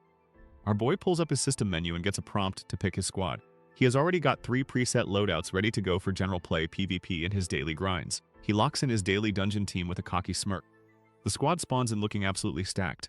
He drops his EX rank training instructor, a C rank combat sheriff packing heat, his D rank tank minikong, plus a C rank priest and a D rank golden fairy for that sweet support magic. The system drops the quest objective: survive the evil lich's undead legion for 30 minutes until backup arrives. Our guy flares up with a golden aura as the countdown timer kicks off. But let us be real, he is not planning on waiting around for half an hour. The lich sends his bony goons charging in, but minikong is already hyped up. The giant gorilla lets out a massive roar, grabs the first skeleton by the dome, and absolutely crushes its skull into dust. Our boy gives the green light and orders his elite squad to push forward. The golden fairy takes to the skies while he flashes a cocky grin. With his sniper and priest backing him up, he is ready to completely shatter the national record. His EX rank instructor draws his blade to join the absolute massacre. A massive army of undead boneheads gathers under a pitch-black sky. But our boy isn't sweating it. He's got his giant red gorilla chilling on the cracked earth and his elite squad locked and loaded. He flashes a cocky grin and gets a solid nod from his brown-haired knight. The guy instantly zipped his lips the second he realized the cameras were rolling for their premium combat footage. With the clock ticking down from 27 minutes, our guy sprints straight into the danger zone. A couple of stray skeletons try to jump the squad's squishy blonde priest, but the knight is already on it. He steps up and cleanly slices the mobs in half before they can even blink. Meanwhile, the giant red ape decides to get hands-on. He casually grabs a skeleton by the dome and crushes its skull like a dry grape, letting out a massive roar to flex on the rest of the horde. Minikong and his masked warrior are tearing through the undead fodder. Jinwoo is just chilling in the back, feeling pretty smug about his gacha luck. With the small fry out of the way, our boy steps up to face the main event. The giant cloaked lich boss is looming over the battlefield. Jinwoo cues up his sniper summon. Now usually this guy is absolute garbage. He hits like a wet noodle and does a pathetic 1 damage per second, but against the Monday Dungeon Lich he is the undisputed MVP. This specific boss has the health pool of a wet paper towel. But Jinwoo holds up a hand to stop the sniper from firing just yet. First he needs his holy priest to work some magic. The blonde boy casts a glowing blessing that does exactly one thing. It completely strips away the Lich's annoying long-range immunity shield. With the boss completely exposed, Jinwoo flashes a wicked grin and gives the green light.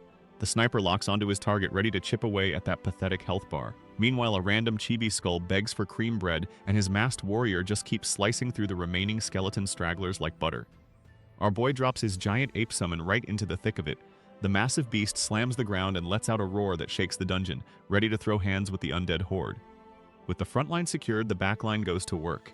The hooded priest casts a glowing blessing to strip away the boss's annoying immunity shield. The second that shield drops, the white-haired sniper pulls the trigger. Our guy just stands there with a goofy grin. Sure, the sniper's damage is absolute garbage, literally chipping away 2 HP at a time. But the boss has the health pool of a wet paper towel. It is death by 1,000 tiny annoying cuts. While the boss gets pelted to death, the giant ape just has to stand there and take the aggro. He pops a quick heal to keep himself topped off, but immediately gets jumped by a rogue skeleton who slices right into his shoulder. Being the tank is a thankless job. A bony minion tries to get a jump on our boy, but Jinwoo doesn't even flinch. He knows his bodyguard is already on the clock. Hungyo steps up and cleanly slices the skeleton in half with a single effortless swing. Jinwoo explains that by using his instructor's skill to unlock his team's hidden potential, even a top-tier lich boss only needs a single bullet to go down. The sniper pulls the trigger. And just like that, the massive cloaked boss gets absolutely folded. It crumbles into dust before it can even cast a single spell. The system chimes in with a dungeon clear time of 4 minutes and 12 seconds. The squad stands victorious over the pile of bones. Jinwoo just casually secured another national record for South Korea without breaking a sweat. The system immediately pops a special accomplishment notification to celebrate the new record. Our boy is feeling incredibly smug about his little spoon murderer strategy, completely styling on the defeated boss. Meanwhile, back at the agency, the boss lady and her new hires are staring down the ranking boards. Her subordinates are sweating bullets because it has only been a single week since they handed over those expensive summons. Sure, breaking the Tuesday record was a massive flex, but the Monday dungeon is currently ruled by the former rank 1 player Kang Jian-ho. The brown-haired guy is stressing out of his mind about their corporate future, but the boss lady just flashes a confident smirk. She reminds them that she funded this entire startup out of her own pocket anyway, so they have absolutely zero reason to panic. To these stressed-out corporate drones, she suddenly looks like a literal glowing angel descending from the heavens. Completely won over by her promise of job security, the two guys burst into tears and hug it out, declaring this the absolute dream job while she just smiles like she already won the lottery.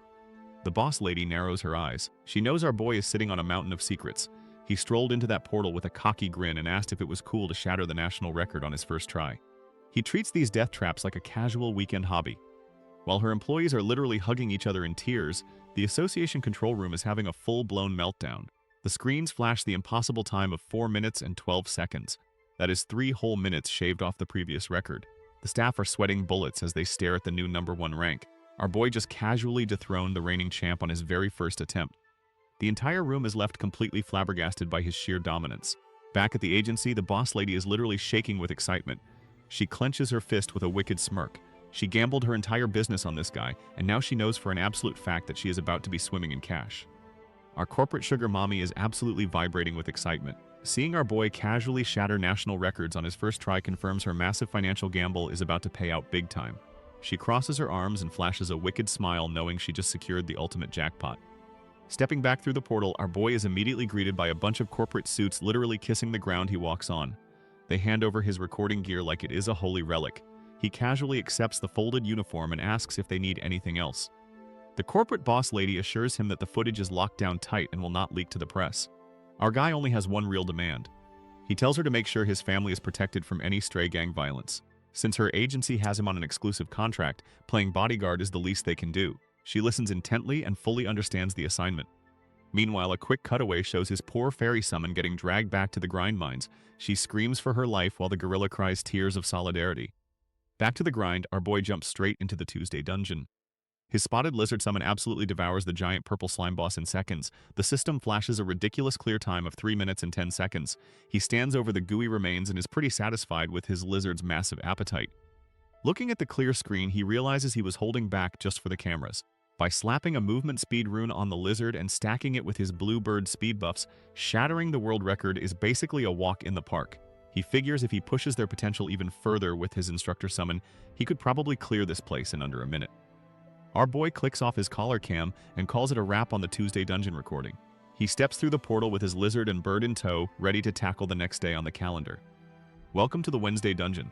This frozen wasteland is where players farm defense runes, but the catch is the absolute zero temperatures that completely nuke your movement speed. Our guy is instantly freezing his butt off, so he quickly pulls up his roster to assemble the perfect winter squad. He drops a whole squad of heavy hitters. The B-rank Windfalcon takes the sky while the C-rank Frostcat hits the snow. Then he brings out his B-rank Titanium Golem for some heavy lifting along with the C-rank Horned Fairy and his EX-rank Dragon Mage Pokrion. The Frostcat immediately lets out a little meow and activates its cold resistance aura. It is basically a walking space heater. Our boy instantly stops shivering and smiles because having a cold resist summon is mandatory for this run, and the Frostcat is literally the best in the game. Now that he is nice and toasty, he looks ahead to see the welcoming committee. A massive pack of angry Yeti monsters is already charging right at them. Our boy isn't about to let a little frostbite slow down his grind. He amplifies his massive Titanium Golem's protective shield and calls out his Windfalcon. By slapping a movement speed buff onto the giant rock monster, he completely bypasses the dungeon's annoying slow debuff. The whole squad hops onto the Golem's massive hand for a VIP ride. The giant immediately shifts into maximum overdrive and starts sprinting through the blizzard. But there is a slight catch to using a literal boulder as an Uber. The suspension is absolutely garbage. Our boy and his fire mage instantly get hit with crippling motion sickness as they bounce around like ragdolls. A pack of angry Yetis tries to jump them on the road, but the Golem just completely ignores them and keeps charging forward. Our boy holds on for dear life and praises his giant rocky tank for doing exactly what it was built to do. Why take the long way around when you have an all-terrain vehicle? The Golem reaches a massive vertical cliff face and just slams its giant fists straight into the ice. It starts scaling the sheer drop like it is absolutely nothing while the squad clings to its back for survival. Our fire mage is sweating bullets as they ride this bumpy Golem express. The massive stone tank slams its fist down and launches itself right up the cliff face. A red system warning flashes as the Yeti boss makes its grand entrance. Our boy and his mage cling for dear life to the golem's back as the giant furball roars, ready to throw down. But our guy is not sweating it. He tags in his horned fairy, who immediately slaps the boss with some icy crowd control, freezing the oversized ape right in its tracks. With the boss locked down, he gives the signal. His fire mage unleashes a massive roaring dragon made of pure flames. The golem smartly hangs onto a cliff to avoid the splash damage as the devastating blast completely incinerates the Yeti boss. The system dings with a clear time of 4 minutes and 22 seconds. Our boy pumps his fist in the air, celebrating another massive W. He stands tall with his squad in the freezing snow, absolutely hyped about setting yet another new record. But the hype train derails real quick. Turns out riding a giant rock monster like a mechanical bull has consequences. He immediately hunches over and projectile vomits a literal rainbow from the golem motion sickness, leaving his summons completely traumatized. Meanwhile, the real world is losing its collective mind. News agencies blast headlines about the new national record sets by some guy named Baek Jinwoo. People on the streets and in cafes are glued to their phones, connecting the dots that this is the exact same dude who just shattered the Tuesday dungeon record. Overnight, our boy becomes a national sensation, with everyone asking the exact same question: who the heck is Baek Jinwoo? News of our boy's back-to-back record-breaking runs hits the streets, and the public is absolutely losing their minds. Cafe chatter is entirely dominated by this mysterious Baek Jinwoo guy who isn't even a registered ranker, but is somehow shattering national records like they are made of glass. Meanwhile, back at Player HQ, the conservative executives who previously rejected Jinwoo's proposal are currently sweating bullets. A hand slams down on a desk covered in headlines praising our boy's unprecedented achievements. The mustachioed exec realizes he fumbled the bag astronomically hard, finally connecting the dots that the intel on Jinwoo was 100% legit. He is absolutely terrified of the impending backlash from the examiners. Higher-up politicians are already doing the math, realizing that if they had just supported Jinwoo from the start, they would be swimming in public praise and votes right now. They quickly conclude that examiner Im Hee-soo completely dropped the ball by kicking away a literal golden goose. Meanwhile, the higher-ups are absolutely sick to their stomachs. This older politician realizes his rival completely fumbled the bag by rejecting our boy's initial offer. He orders his assistant to bypass the red tape and contact the player directly.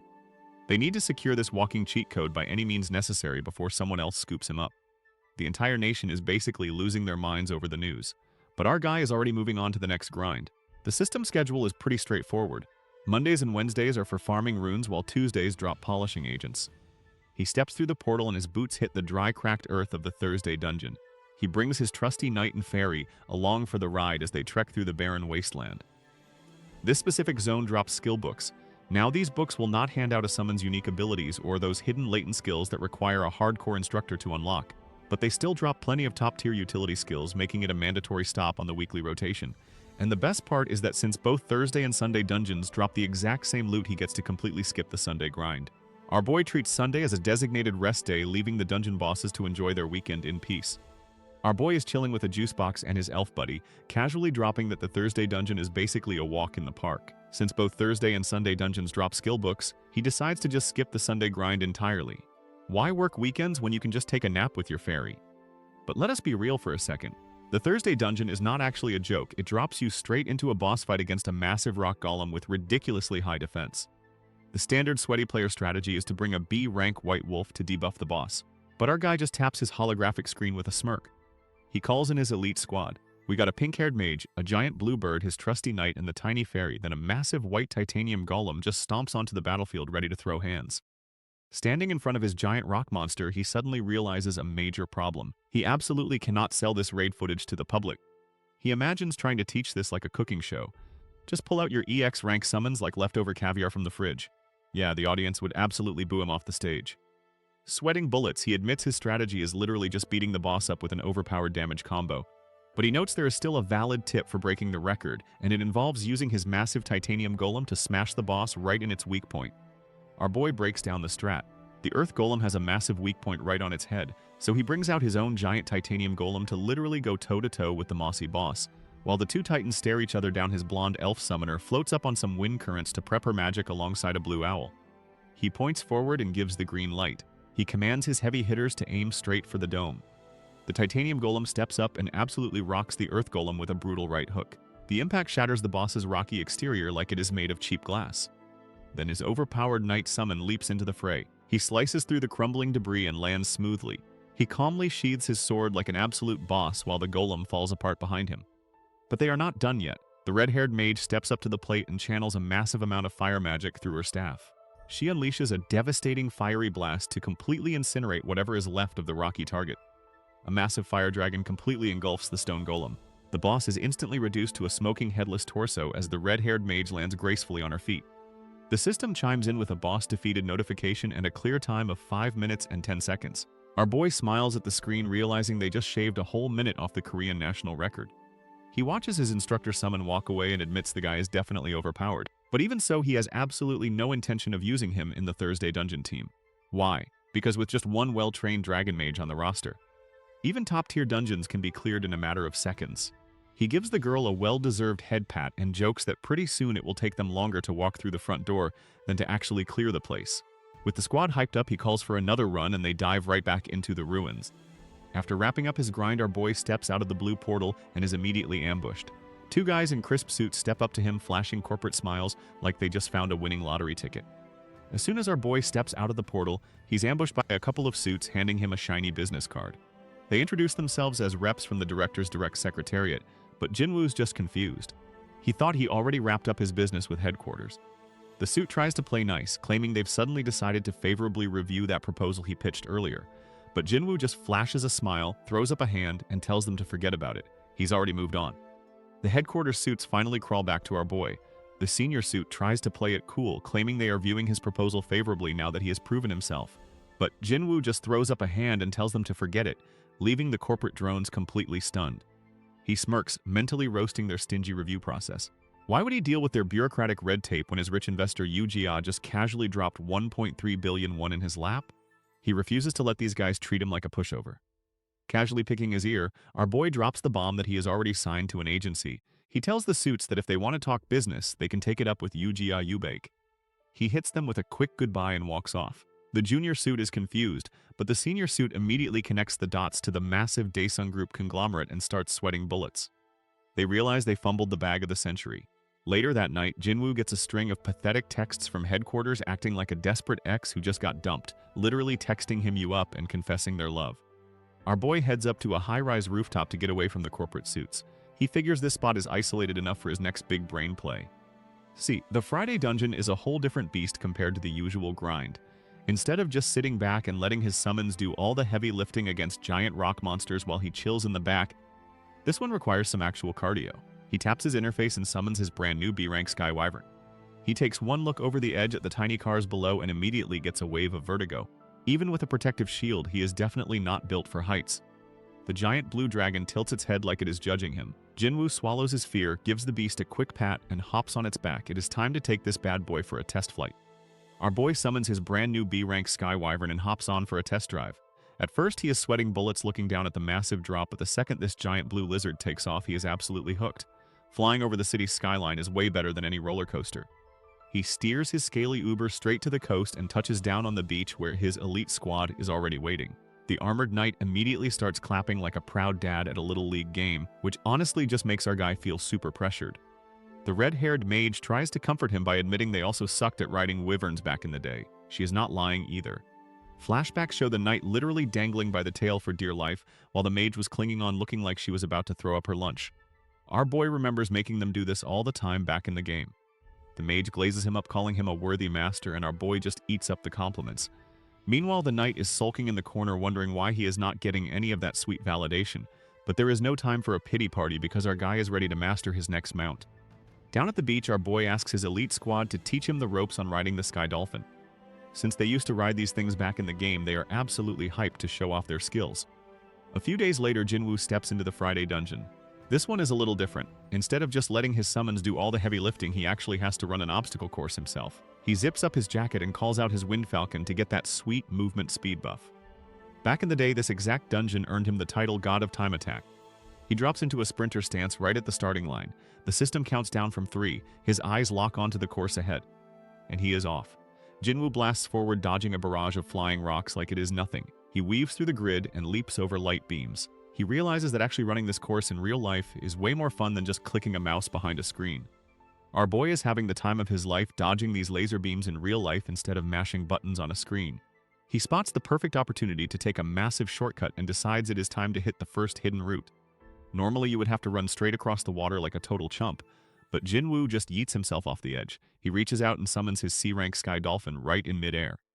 He grabs onto the slippery boy and plunges straight into the drink with a massive splash. By traveling completely submerged, he totally bypasses all the annoying block obstacles up on the surface. Once he is clear, the dolphin breaches the surface and Jinwoo instantly swaps mounts. He calls out his Sky Wyvern to take this speedrun straight to the skies. He leaps from the water and lands perfectly on the back of his summoned Sky Wyvern, declaring it is officially flying time. With the Wyvern's aerial advantage, he completely bypasses the rest of the obstacle course, soaring straight past the finish line like it is nothing. The system chimes in with a new South Korean national record of 2 minutes and 16 seconds, granting him a special achievement and leaving our boy celebrating another massive win. Our boy wonders if 2 years is enough time to get his specs up for the Tower of Trials, while his summons bicker like a completely dysfunctional family in the background. He pulls up his inventory to check his massive loot pile, noting that the high-grade summoning scrolls are just the tip of the iceberg.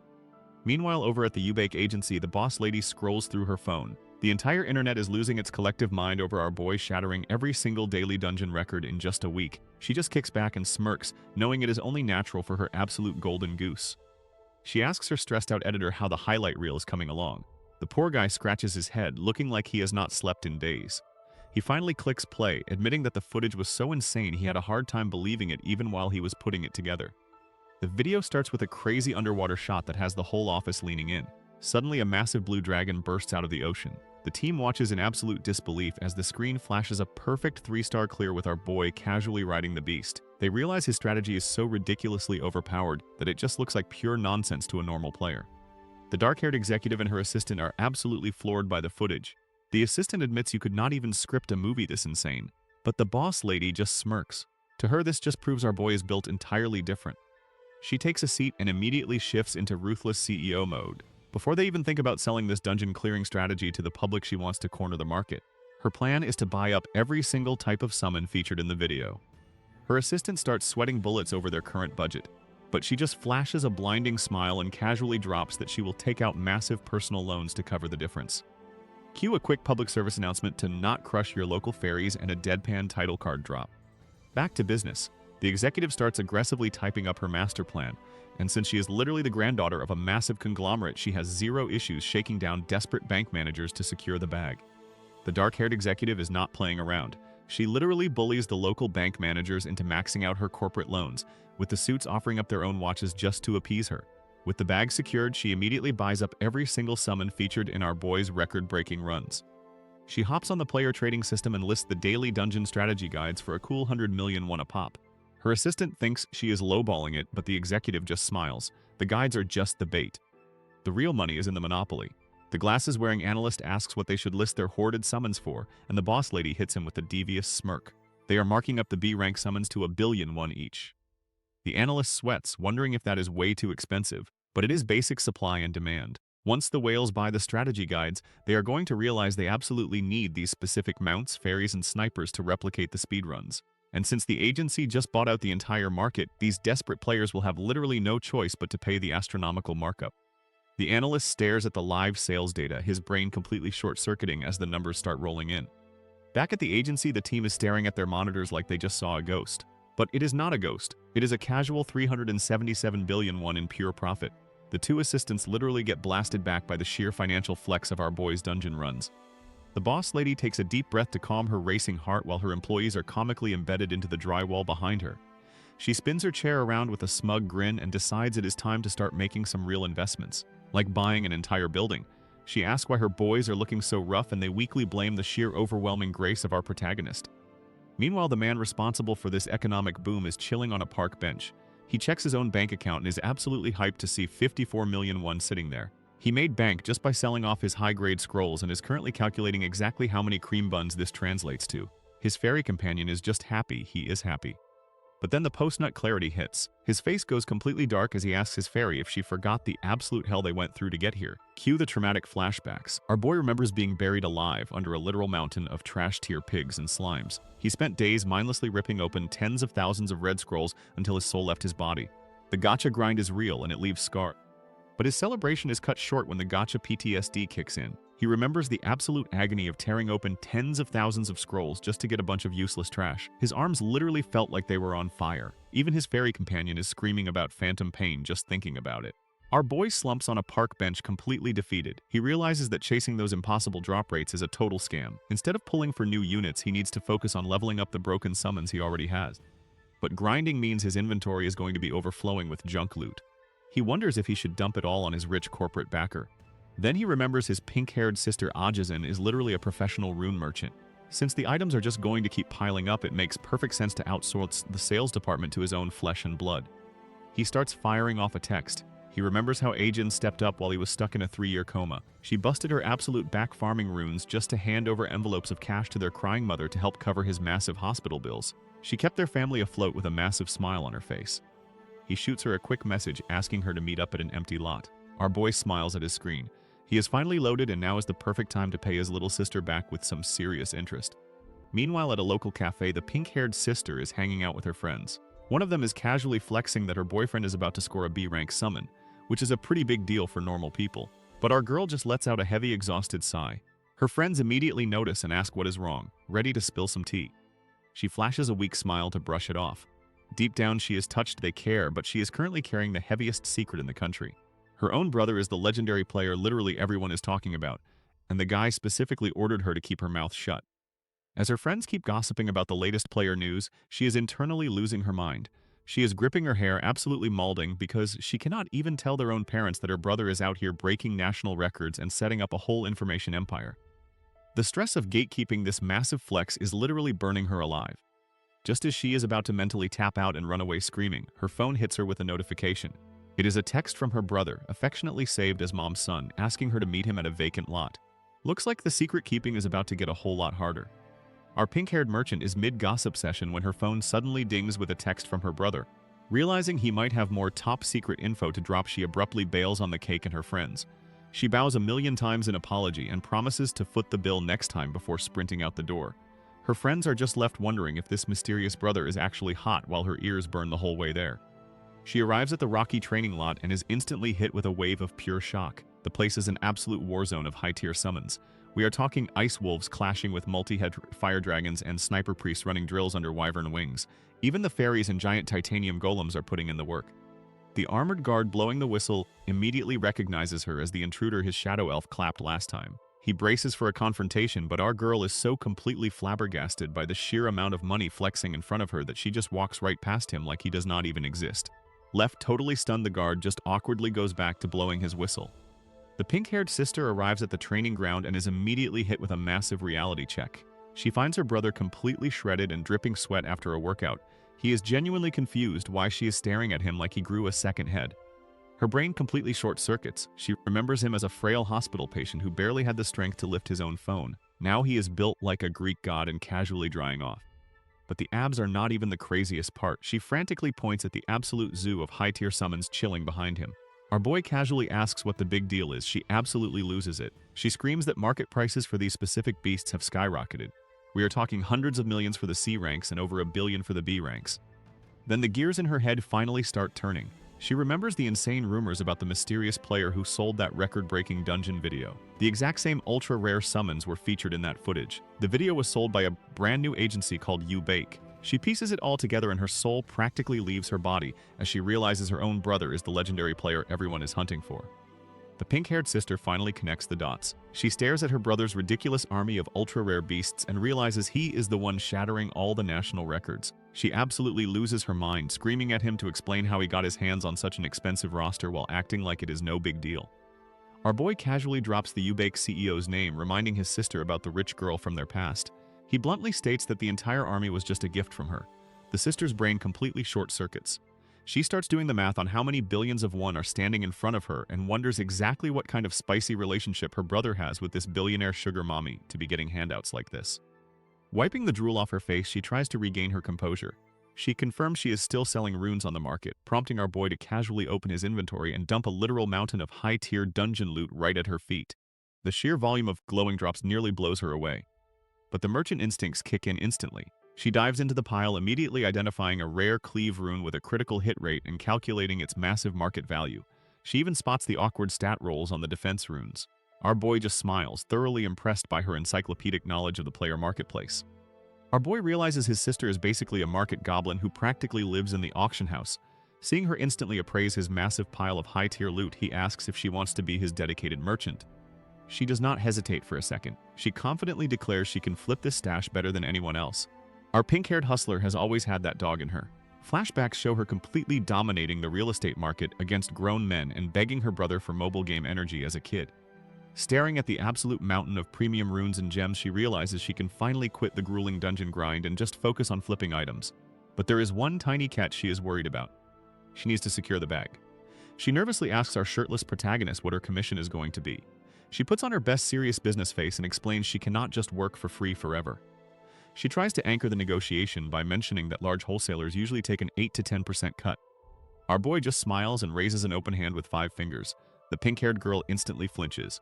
She starts sweating bullets, thinking her own flesh and blood is about to lowball her with a measly 5% cut. Our boy just smiles and flashes 2 fingers. The pink-haired girl starts sweating bullets. Is he offering 2%? That is basically slave labor. But nope. He generously offers her a whopping 20% commission to move his massive hoard of loot. Her jaw practically hits the floor. 20% of his god-tier dungeon drops is absolute bank. Suddenly, her annoying older brother looks like a glowing angelic sugar daddy. He casually waves goodbye and tells her to get ready because he will be bringing her way more runes later on. She clasps her hands together as the math finally clicks in her head. This is not a one-time gig. This is a permanent pipeline to the 1%. Staring at his ridiculously shredded back, she wipes away actual tears of joy. She can finally hang up her weapons and stop grinding in the dirt. Our girl is officially retiring from the trenches to become a full-time professional merchant. Our boy decides it is time to power level his fiery nuke. He watches from the safety of his shield as the dragon mage unleashes an explosive dragon wave, absolutely cooking the dungeon mobs into extra crispy chicken tenders. He knows the golden rule of gaming. If you want to be a top-tier player, you need a top-tier damage dealer. And this little pyromaniac is definitely fitting the bill. He steps out to give her some well-deserved head pats, telling her she could clear a D-rank dungeon with her eyes closed now. She blushes and winks, soaking up the praise like an absolute sponge. Our guy realizes it has been a minute since he ran a solo dungeon with just her. He figures his drill instructor summon is probably taking good care of the rest of the squad back home. Yeah, right. Back at the base, the instructor is putting the poor wind fairy through absolute hell, making her squat a massive cooking pot while she screams for her master to save her. Good thing summons can just reverse summon themselves if the boot camp gets too toxic. Back in the cave, they stroll deeper into the darkness. Jinwoo asks his dragon mage if there is anything else she wants as a reward for her hard work. But before she can even drop her wish list, a random goblin decides to jump out from the rocks and interrupt the wholesome moment.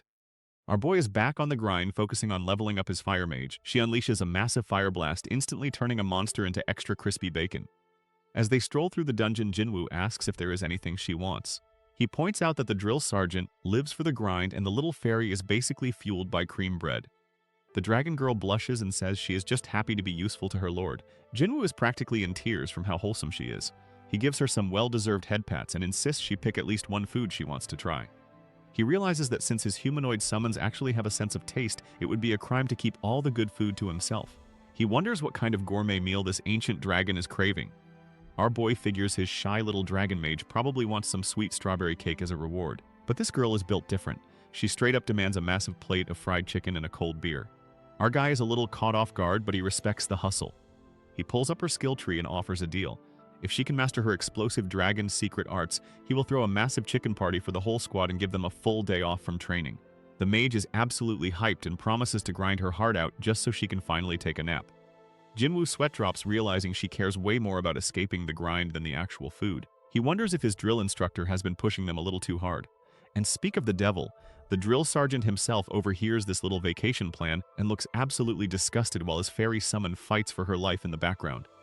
Meanwhile, his corporate sugar mommy is out here making massive moves. She brings her team to a giant plot of land she just bought straight from her billionaire grandfather. She points out exactly where their brand new agency headquarters is going to sit. But she is not just building an office. She promises our boy that she is installing high-tech security bunkers right underneath the foundation to keep his family completely safe from any rogue monsters. Jinwoo is honestly touched that she is taking his family's safety this seriously. Meanwhile, the suit lady is out here making major moves. She promised to keep our boy and his family safe, and she is not cutting corners. Standing in a massive open field just outside the city, she decides it is the absolute perfect spot to build his brand new private training ground. She turns to her assistant and asks if he secured the specific summon she requested. He immediately pulls out a massive multi-eyed shadow wolf, but he is totally confused on why she even wants it. The suit lady just flashes a knowing smile and says she has the perfect person to give it to. Cut to a lively Korean barbecue joint where the meat is sizzling and the vibes are immaculate. The pink-haired sister is treating her friends to an absolute feast. Her squad is practically worshipping her and hyping her up as a top-tier player who is just built different. She just smiles and tells them to eat up. But deep down she knows she is only balling out like this thanks to her brother. Our boy has been funneling her an absolute mountain of S rank and SS rank loot from his record-breaking dungeon runs.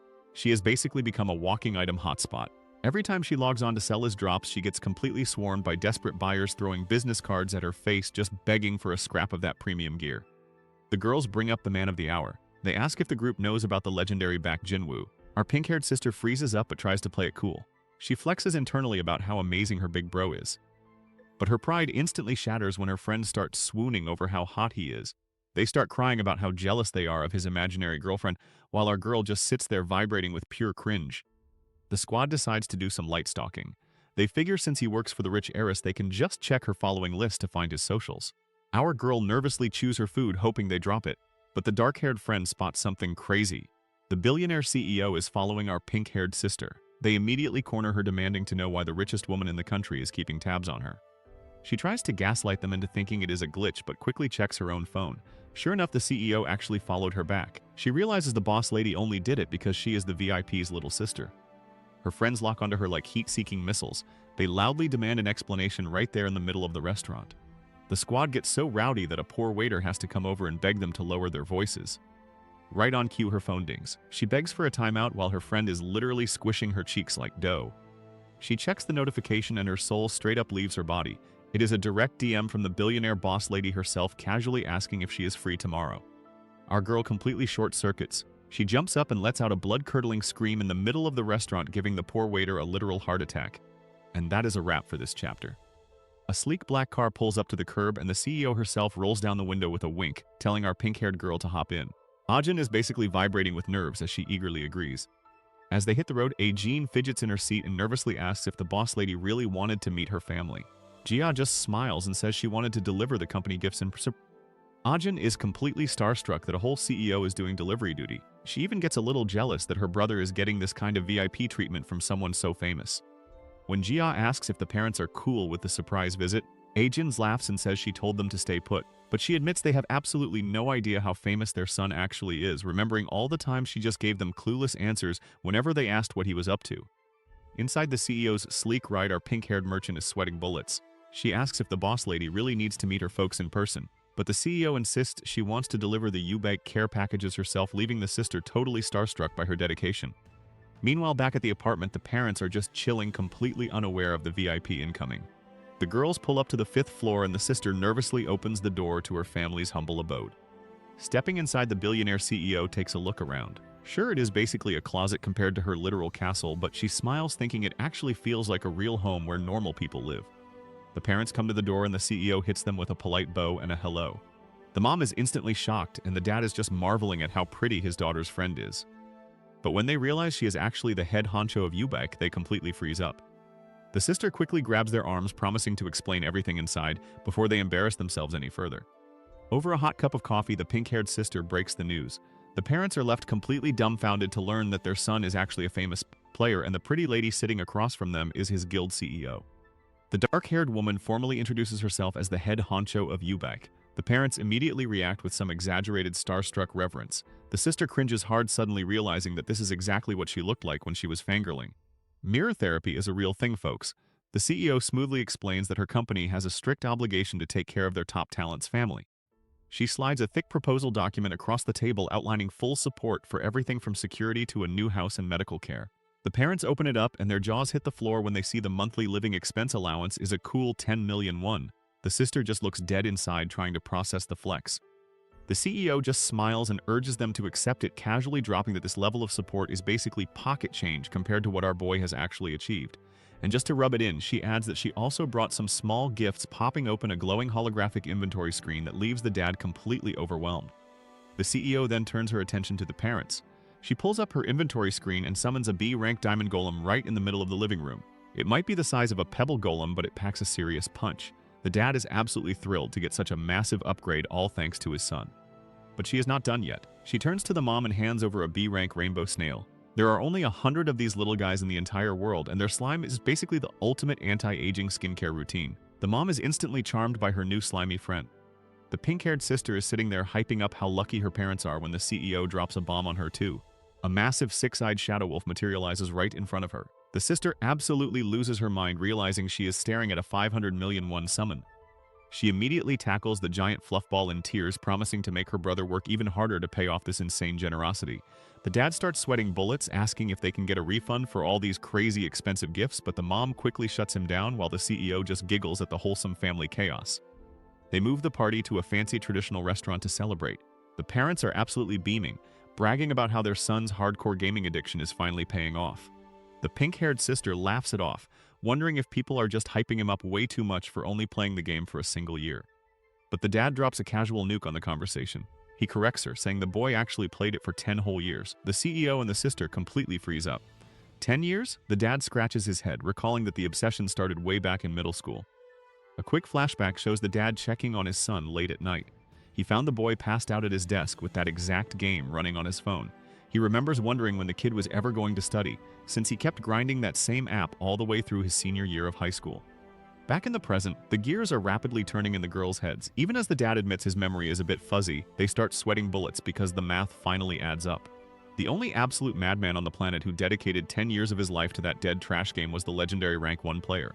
The realization hits them like a freight train.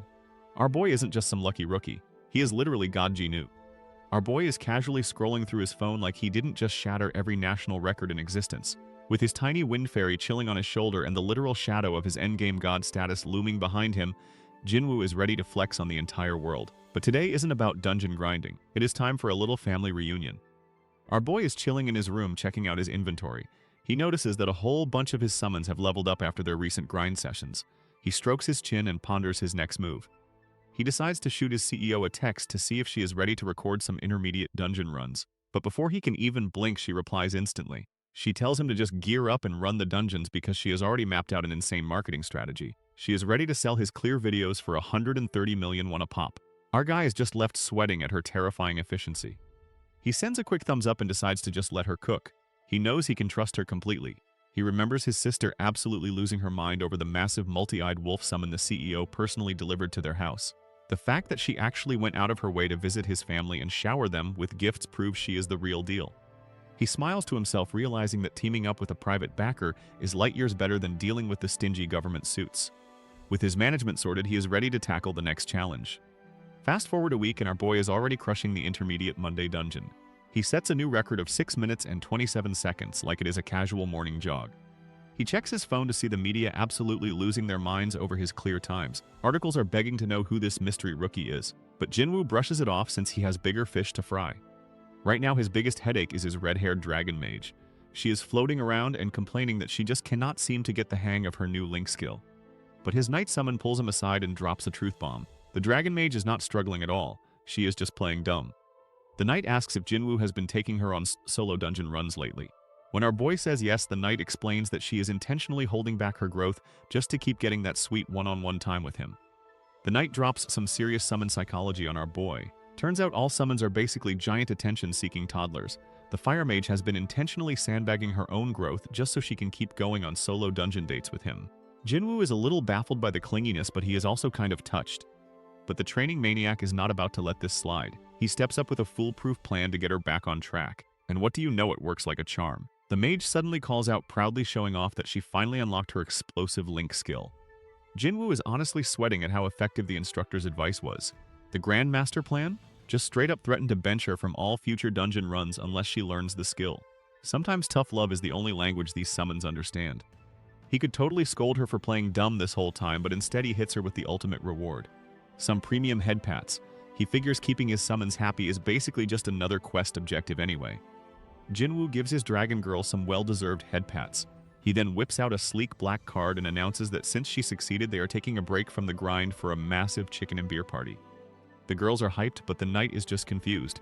Jinwoo sheds a single tear of gratitude as he remembers his sugar mommy CEO handing him this card for living expenses, casually mentioning it has a yearly limit of 1 billion won. But the knight is absolutely flabbergasted. Take a break, Jinwoo sweats as he remembers that this guy is a literal training maniac whose entire world just collapsed at the thought of not working out. Jinwoo clears his throat and quickly pivots, establishing a new rule. Whenever someone learns a new skill, they get a clear day off. The girls are absolutely thrilled to finally escape the torture, but the knight is still buffering. So Jinwoo hits him with that flawless gamer logic, claiming that resting is also a method of training. The knight's eyes light up as he enthusiastically agrees that unity is indeed a form of training. The rest of the crew just sweat drops at how incredibly simple-minded this guy is. With the training maniac pacified, the squad clinks their massive glasses and dives into a well-deserved feast. The whole squad kicks back for a massive sunset feast. We are talking chicken, beer, and good vibes all around. The red-haired dragon girl is absolutely devouring her drumstick, and our boy is throwing back a cold one while his tiny fairy companion tries to keep up. Seeing his entire crew actually enjoying themselves for once brings a huge smile to his face. Even the usually serious knight is throwing up a thumbs up between bites. But as the sun dips below the horizon, the party time wraps up. Our guy stares out at the sky, his eyes locked in. Their minimum preparations are finally complete, and he knows exactly what is next. It is time to conquer the Tower of Trials. The Tower of Trials is the ultimate endgame content. It is packed with loot that makes regular dungeons look like a joke, but it is also a literal graveyard for players. Back at the Ubake office, Jia is sweating bullets hearing our boy casually announce he is going to stroll up to the 10th floor. She reminds him that even the country's top rankers have not made it that far. With countless players sacrificed just trying to reach it, the place is basically known as hell. She asks if he is seriously sure about this, and he just smiles and nods. She realizes he is way too relaxed for a normal player. But then she remembers exactly who she is talking to. This is God Ji-nu, the absolute madman who already cleared the 100th floor in his past life. To him, the first floor is basically a warm-up stretch. Knowing he wants to keep his identity a secret from his family and the public, she gets way too hyped and promises to wait for his triumphant return. She even tells him to ditch the recording gear this time, since they will not be selling the footage. Back in the boardroom, our boy flat-out refuses to sell his Tower of Trials strategy. He explains that while EX rank summons are absolutely mandatory for the climb, having a team that actually speaks your language is the real cheat code. If his squad is just a bunch of muted NPCs throwing out confused question marks, it is going to completely tank their progress. The CEO totally gets it. She figures they have plenty of other premium content to monetize anyway, so she is happy to let him keep his secrets. They exchange some cute corporate pleasantries before our guy hits her with the classic one more thing. He clasps his hands and asks if she can pull a massive favor for him. He brings up the upcoming national representative selection. This is the big leagues where the top players duke it out for a spot on the global stage. The CEO confirms that making the cut guarantees a ticket to the massive year-end World League tournament. But our boy points out a tiny little roadblock. Usually you need to be backed by an official guild or the player headquarters just to get your foot in the door, and his private one-man agency does not exactly fit the bill. The CEO explains that since their agency is not an official guild, entering the tournament normally is a no-go, but she leans in and spills the tea. It turns out that bearded examiner guy got into a massive screaming match with a rival official and bet his entire career on making our boy a national representative. Our guy runs the numbers in his head. Passing the local selection tournament would be a total cakewalk, but going up against the actual world rankers right now, that is a whole different beast. His current stats just are not beefy enough to handle the top dogs. But then he hits us with that signature smirk. That is only true for his current setup. He has 8 whole months before the year ends. If he can get his Fire Dragon girl to max out her broken predation skill, she will be casually roasting world rankers for breakfast. The CEO claps her hands and drops the real bait. She mentions that the government absolutely showers the national team with massive support and funding. Our boy immediately perks up. He was just thinking about how broke he is trying to pull another EX rank summon. He asks exactly how much loot we are talking about here. The CEO casually mentions they hand out high-grade scrolls like candy, and if he performs well, he might even score some priceless supreme grade scrolls. Our guy's eyes practically pop out of his skull. Supreme grade scrolls are the holy grail of gacha pulls. He instantly leans over the desk and declares he is absolutely in. The CEO is so hyped her investment is finally paying off that she grabs his hands like they just won the lottery. The CEO is absolutely thrilled, thanking our boy profusely for agreeing to the tournament plan.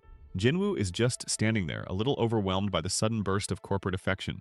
But a deal is a deal, and they shake on it, officially locking in his path to the national stage. Fast forward a week, and we are back on the grind. Our boy and his fiery dragon mage are standing amidst the crispy remains of some dungeon mobs. He checks in on her progress with the link skill, but she is looking a little guilty. Turns out she has been sandbagging this whole time. Gripping her staff, she tearfully confesses that she faked struggling with the skill just so she could spend more one-on-one time with him. Jinwoo is taken aback. Normally this is where a boss would chew out their employee, but he realizes his recent reward actually made her feel worse about lying. So instead of getting mad, he just gives her a gentle head pat. He tells her not to sweat it, completely melting her heart and securing her absolute loyalty. Our boy does not even get mad. He just drops a gentle head pat on his fiery dragon girl. He tells her not to sweat it and that he is just thankful she came clean. Why is he being so forgiving? Because she is an EX rank summon, of course. Hearing that she is his most valued asset sends her straight into a puddle of happy tears as she praises her glorious master. Sure, he loves his little daily dungeon crew too. They bring home the bacon and look cute doing it, but they just do not compare to a top-tier unit, especially when he remembers his lazy elf summon who literally just lounges on the couch eating bread and sunglasses all day. With the emotional bonding out of the way, our guy asks if she is finally used to her explosive magic. She gives him a confident yes. That is exactly what he wants to hear. He smirks and declares that tomorrow they are heading straight into the infamous Tower of Trials. Our boy rolls up to the ominous swirling death portal like it is a casual Tuesday. The suited bouncers ask for his ID to confirm he is actually crazy enough to participate in the Tower of Trials. He hands it over without breaking a sweat. The guard hits him with the fine print. If he does not pop back out in a week, he is officially a missing person. Give it a month, and they are printing his obituary. Our guy just nods. The guard also mentions that normies and reporters are strictly banned from the premises. He thanks the guy, mostly just relieved there are no cameras around. The absolute last thing he needs is his family finding out he is casually strolling into a literal death trap. He wants to keep his parents and sister blissfully ignorant while he secures the bag. With one last look at the safe zone, our boy steps right into the void. Time to get to work. He gets spat out on the other side under a gloomy apocalyptic sky. Welcome to the first floor, a completely ruined city that looks like it has seen way better days. Our boy steps through the portal and immediately gets hit with a reality check. The sky is pitch black and the ruined city of Chrome is absolutely crawling with these ugly skeletal ghouls. It is a literal zombie apocalypse in here. The system pops up asking him to finalize his party settings, but our guy is a massive tryhard who already min-maxed his teams and equipped the best runes before he even walked in the door. He hits the deploy button and drops his entire roster onto the field at once. It is an absolute flex. The quest updates telling him to escape the city, but there is a catch. A curse restricts all aerial summons. Our boy just swipes his screen and puts his flying dragon and his water dolphin back in the box since there is zero water around anyway. With the flyers benched, he turns to his ground crew. He orders his knight and his wind fairy to execute the game plan. The knight dashes forward like a good little soldier while the fairy happily tags along to scout the rooftops. The knight leaps up the ruined buildings to scout ahead while the tiny fairy struggles to keep up with his insane cardio. Our boy just smiles knowing his scouts are way too agile to get caught by the slow mobs down below. And avoiding them is definitely the play here. These ghouls might be slow, but their defense is absolutely cracked, taking literally zero damage from heavy hits. Plus their claws are dripping with a nasty poison, so even a tiny scratch could end the run right then and there. Deciding it is a total waste of time to fight every single trash mob, our guy commands his squad to just break through the alleyways. He leads the charge with his entire roster of summons trailing right behind him. The pink fairy reminds the crew not to fight them head-on and just target their weak points. Following her advice, the hooded priest and the red dragon unleash a massive combo of holy magic and explosive fire breath to instantly melt a path through the staggering undead horde. As he sprints through the chaos, our boy casually notes that the first floor is basically a walk in the park as long as you know the optimal route. He glances up at the rooftops, figuring it is about time for his scouts to report back with the exit coordinates. Our boy's favorite training maniac comes sprinting back with the map in hand. The guy is absolutely beaming while the poor wind fairy looks like she just ran a marathon in a sauna. Our guy praises the hustle and they all huddle up to figure out where the heck they are. Using that creepy cathedral in the distance as a landmark, he pinpoints their exact location on the parchment. The good news is the exit portal is practically right around the corner. The bad news is there is a massive giant ghoul boss sitting right on top of it. The warrior immediately starts flexing his buffs and volunteers to hold the boss off himself. This completely triggers the exhausted fairy, who starts aggressively poking his cheek with her tiny staff. She demands 100 cream breads as compensation for this nightmare, and our boy just sweat drops and promises to pay up once they escape. He locks his eyes on the dark horizon, knowing exactly where that oversized zombie is waiting. Now, the standard scrub strategy for this floor is to use two separate parties as bait to distract the boss while the rest of the squad makes a mad dash for the exit portal. But our guy is not a standard scrub. He narrows his eyes and prepares to completely rewrite the meta. Our boy smirks and tells his fiery mage that running away is a strategy strictly reserved for scrubs without an EX rank summon. He casually checks in on her progress. She grips her staff as red magic flares up around her and confirms she is already on her 5th stack. Hearing him encourage her to keep it up absolutely ignites her competitive spirit. She bursts into literal flames of determination while the stoic instructor just sighs and the tiny fairy straight up dies of exhaustion on the floor. Looming in the distance is the massive giant ghoul boss that usually requires 2 whole parties just to distract. But our boy just flashes a cocky grin, knowing full well that with her magic fully stacked, they are about to wipe this ugly raid boss off the map in a single shot. The first floor of the Tower of Trials is an absolute mess of skull-faced freaks charging through the ruined city.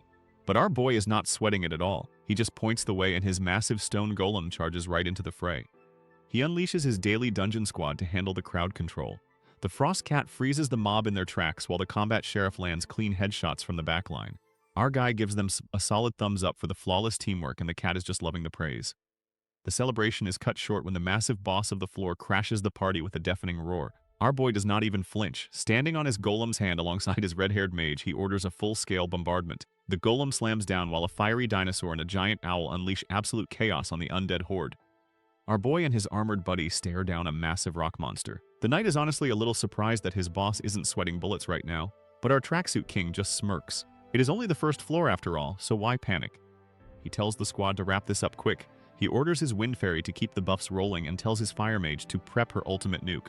Meanwhile, his little green fairy zips into the air to herd the mobs into the kill zone, absolutely desperate to show off the results of her brutal boot camp. The knight takes that as his cue to dive straight into the danger zone. He drops in on a giant skeletal beast and immediately goes for the weak points. He swings his blade and cleanly slices right through the monster's massive arm. He lands smoothly, but the fight is far from over. He glances up just in time to see the undead giant's eyes glowing blood red. The beast retaliates with a massive downward swipe, forcing the swordsman to leap back into the air to avoid getting completely flattened. The giant ghoul boss throws a massive tantrum, but our sword guy easily leaps back to dodge the heavy slam. While the boss is distracted, the red-haired mage charges up her magic. Her eye glows with absolute menace before she unleashes her signature explosive dragon wave. The fiery dragon blasts right into the undead freak, because no matter how solid your defense is, it means absolutely nothing against overwhelming raw firepower. The sword guy follows up with a clean vertical slash, slicing the extra crispy boss right in half. Our boy smiles as the dust settles and gives the squad a solid thumbs up for a job well done. He checks the clock and realizes it only took them 10 minutes to clear the floor. He casually flexes that if this tower had a time attack leaderboard, he would easily be sitting at rank 1.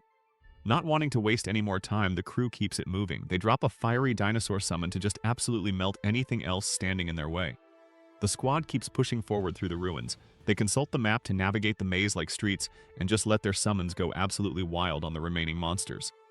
A system message pops up confirming they have successfully left the ghoul-occupied city. Our boy is all smiles, calling it a smooth run, while his knight companion is fighting for his life, complaining that his arms are completely numb.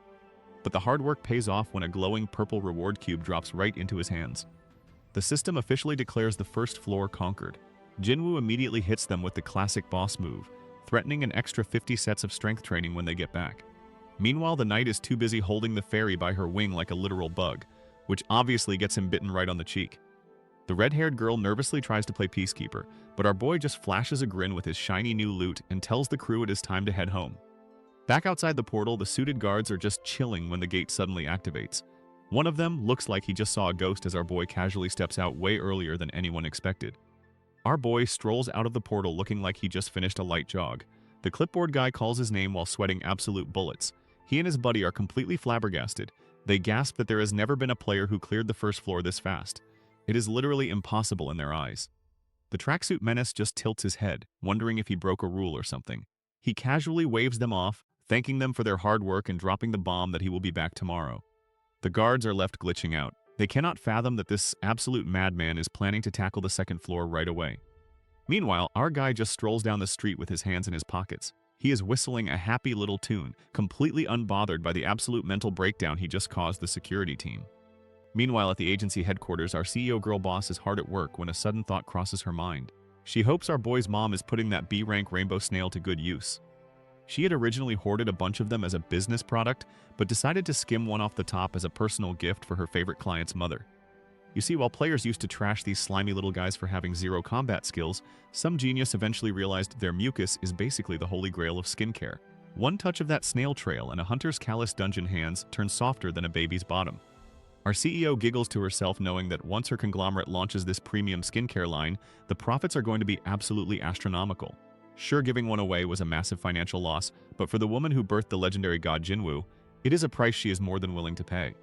And over at the household, that investment is already paying off. The dad bursts into the room to find his wife looking like she just chugged from the fountain of youth, completely stunned that the snail mucus actually erased her wrinkles. Back at the household, our boy's mom is staring into her hand mirror like she just witnessed a miracle. The wrinkles where she applied the rainbow snail's mucus have completely vanished.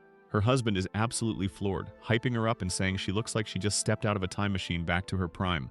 She is absolutely glowing, marveling at how a tiny dab of slime did all this heavy lifting. But there is a catch. She realizes the store-bought stuff is garbage and only the fresh, direct from the source slime actually works.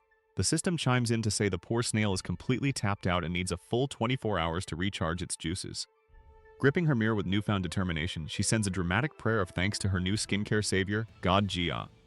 Meanwhile, our boy is chilling outside the Tower of Trials with his squad, staring down his first-floor reward chest. He has his fairy perched on his head like a tiny, anxious hat, and he is sweating a bit just looking at the shiny box. He knows this system is basically a rigged gacha game, so the chances of pulling absolute trash are sky-high. He is trying to keep his expectations rock-bottom since it is only the first floor. But before he can even pop the lid to see his loot, his drill sergeant summon ruins the vibe, announcing it is time for more brutal training. Our boy tells his squad they are pushing straight for the 10th floor. The Wind Fairy immediately starts whining about needing a break, but the drill sergeant is having absolutely none of it. He scoops her up by the dress and forces the dragon mage to drop and give him 100 light push-ups. Jinwoo just smiles and lets the man cook. At the end of the day, a strong summon is a good summon, and he has some shiny new loot to check out anyway. He pops open the B-rank random fusion box he just scored and a glowing purple scroll pops out. The system hits him with a guaranteed summoning scroll blueprint. Jinwoo is completely lost for a second. He checks the item description and realizes this bad boy lets him craft a scroll to pull any specific B-rank summon he wants. But the crafting requirements are absolutely unhinged. His brain immediately goes to the 10 bug summons he lost in the patch. If he can guarantee a pull, he could easily grab his old Whirlwind Slayer or his rune crafting dwarf. Both of those guys would completely break the game for him right now. But there is a massive catch. He grips the scroll, realizing that if the system actually recognizes those guys as EX rank instead of their original lower tiers, this blueprint is completely useless for getting them back. Watching his fairy get absolutely tortured by the drill sergeant, our boy starts daydreaming. Since these two overpowered summons drop from trash tier scrolls, maybe he can pull the rest of his old squad. He is already drooling over the choice between his player versus player god and his rune crafting master. Pulling either of them would basically be a cheat code for this new reality. But then reality hits him like a truck.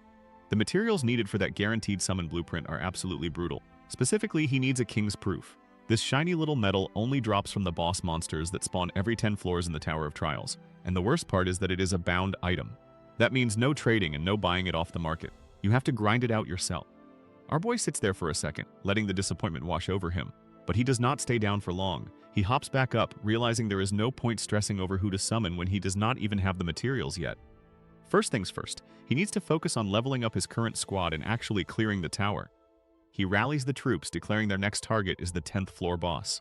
The fairy, who is currently dangling by her leg, weakly asks when they get to go home. Our boy just smiles and says they will leave once she burns off all the calories from that cream bread she inhaled earlier. Cue the absolute despair as her screams echo across the city.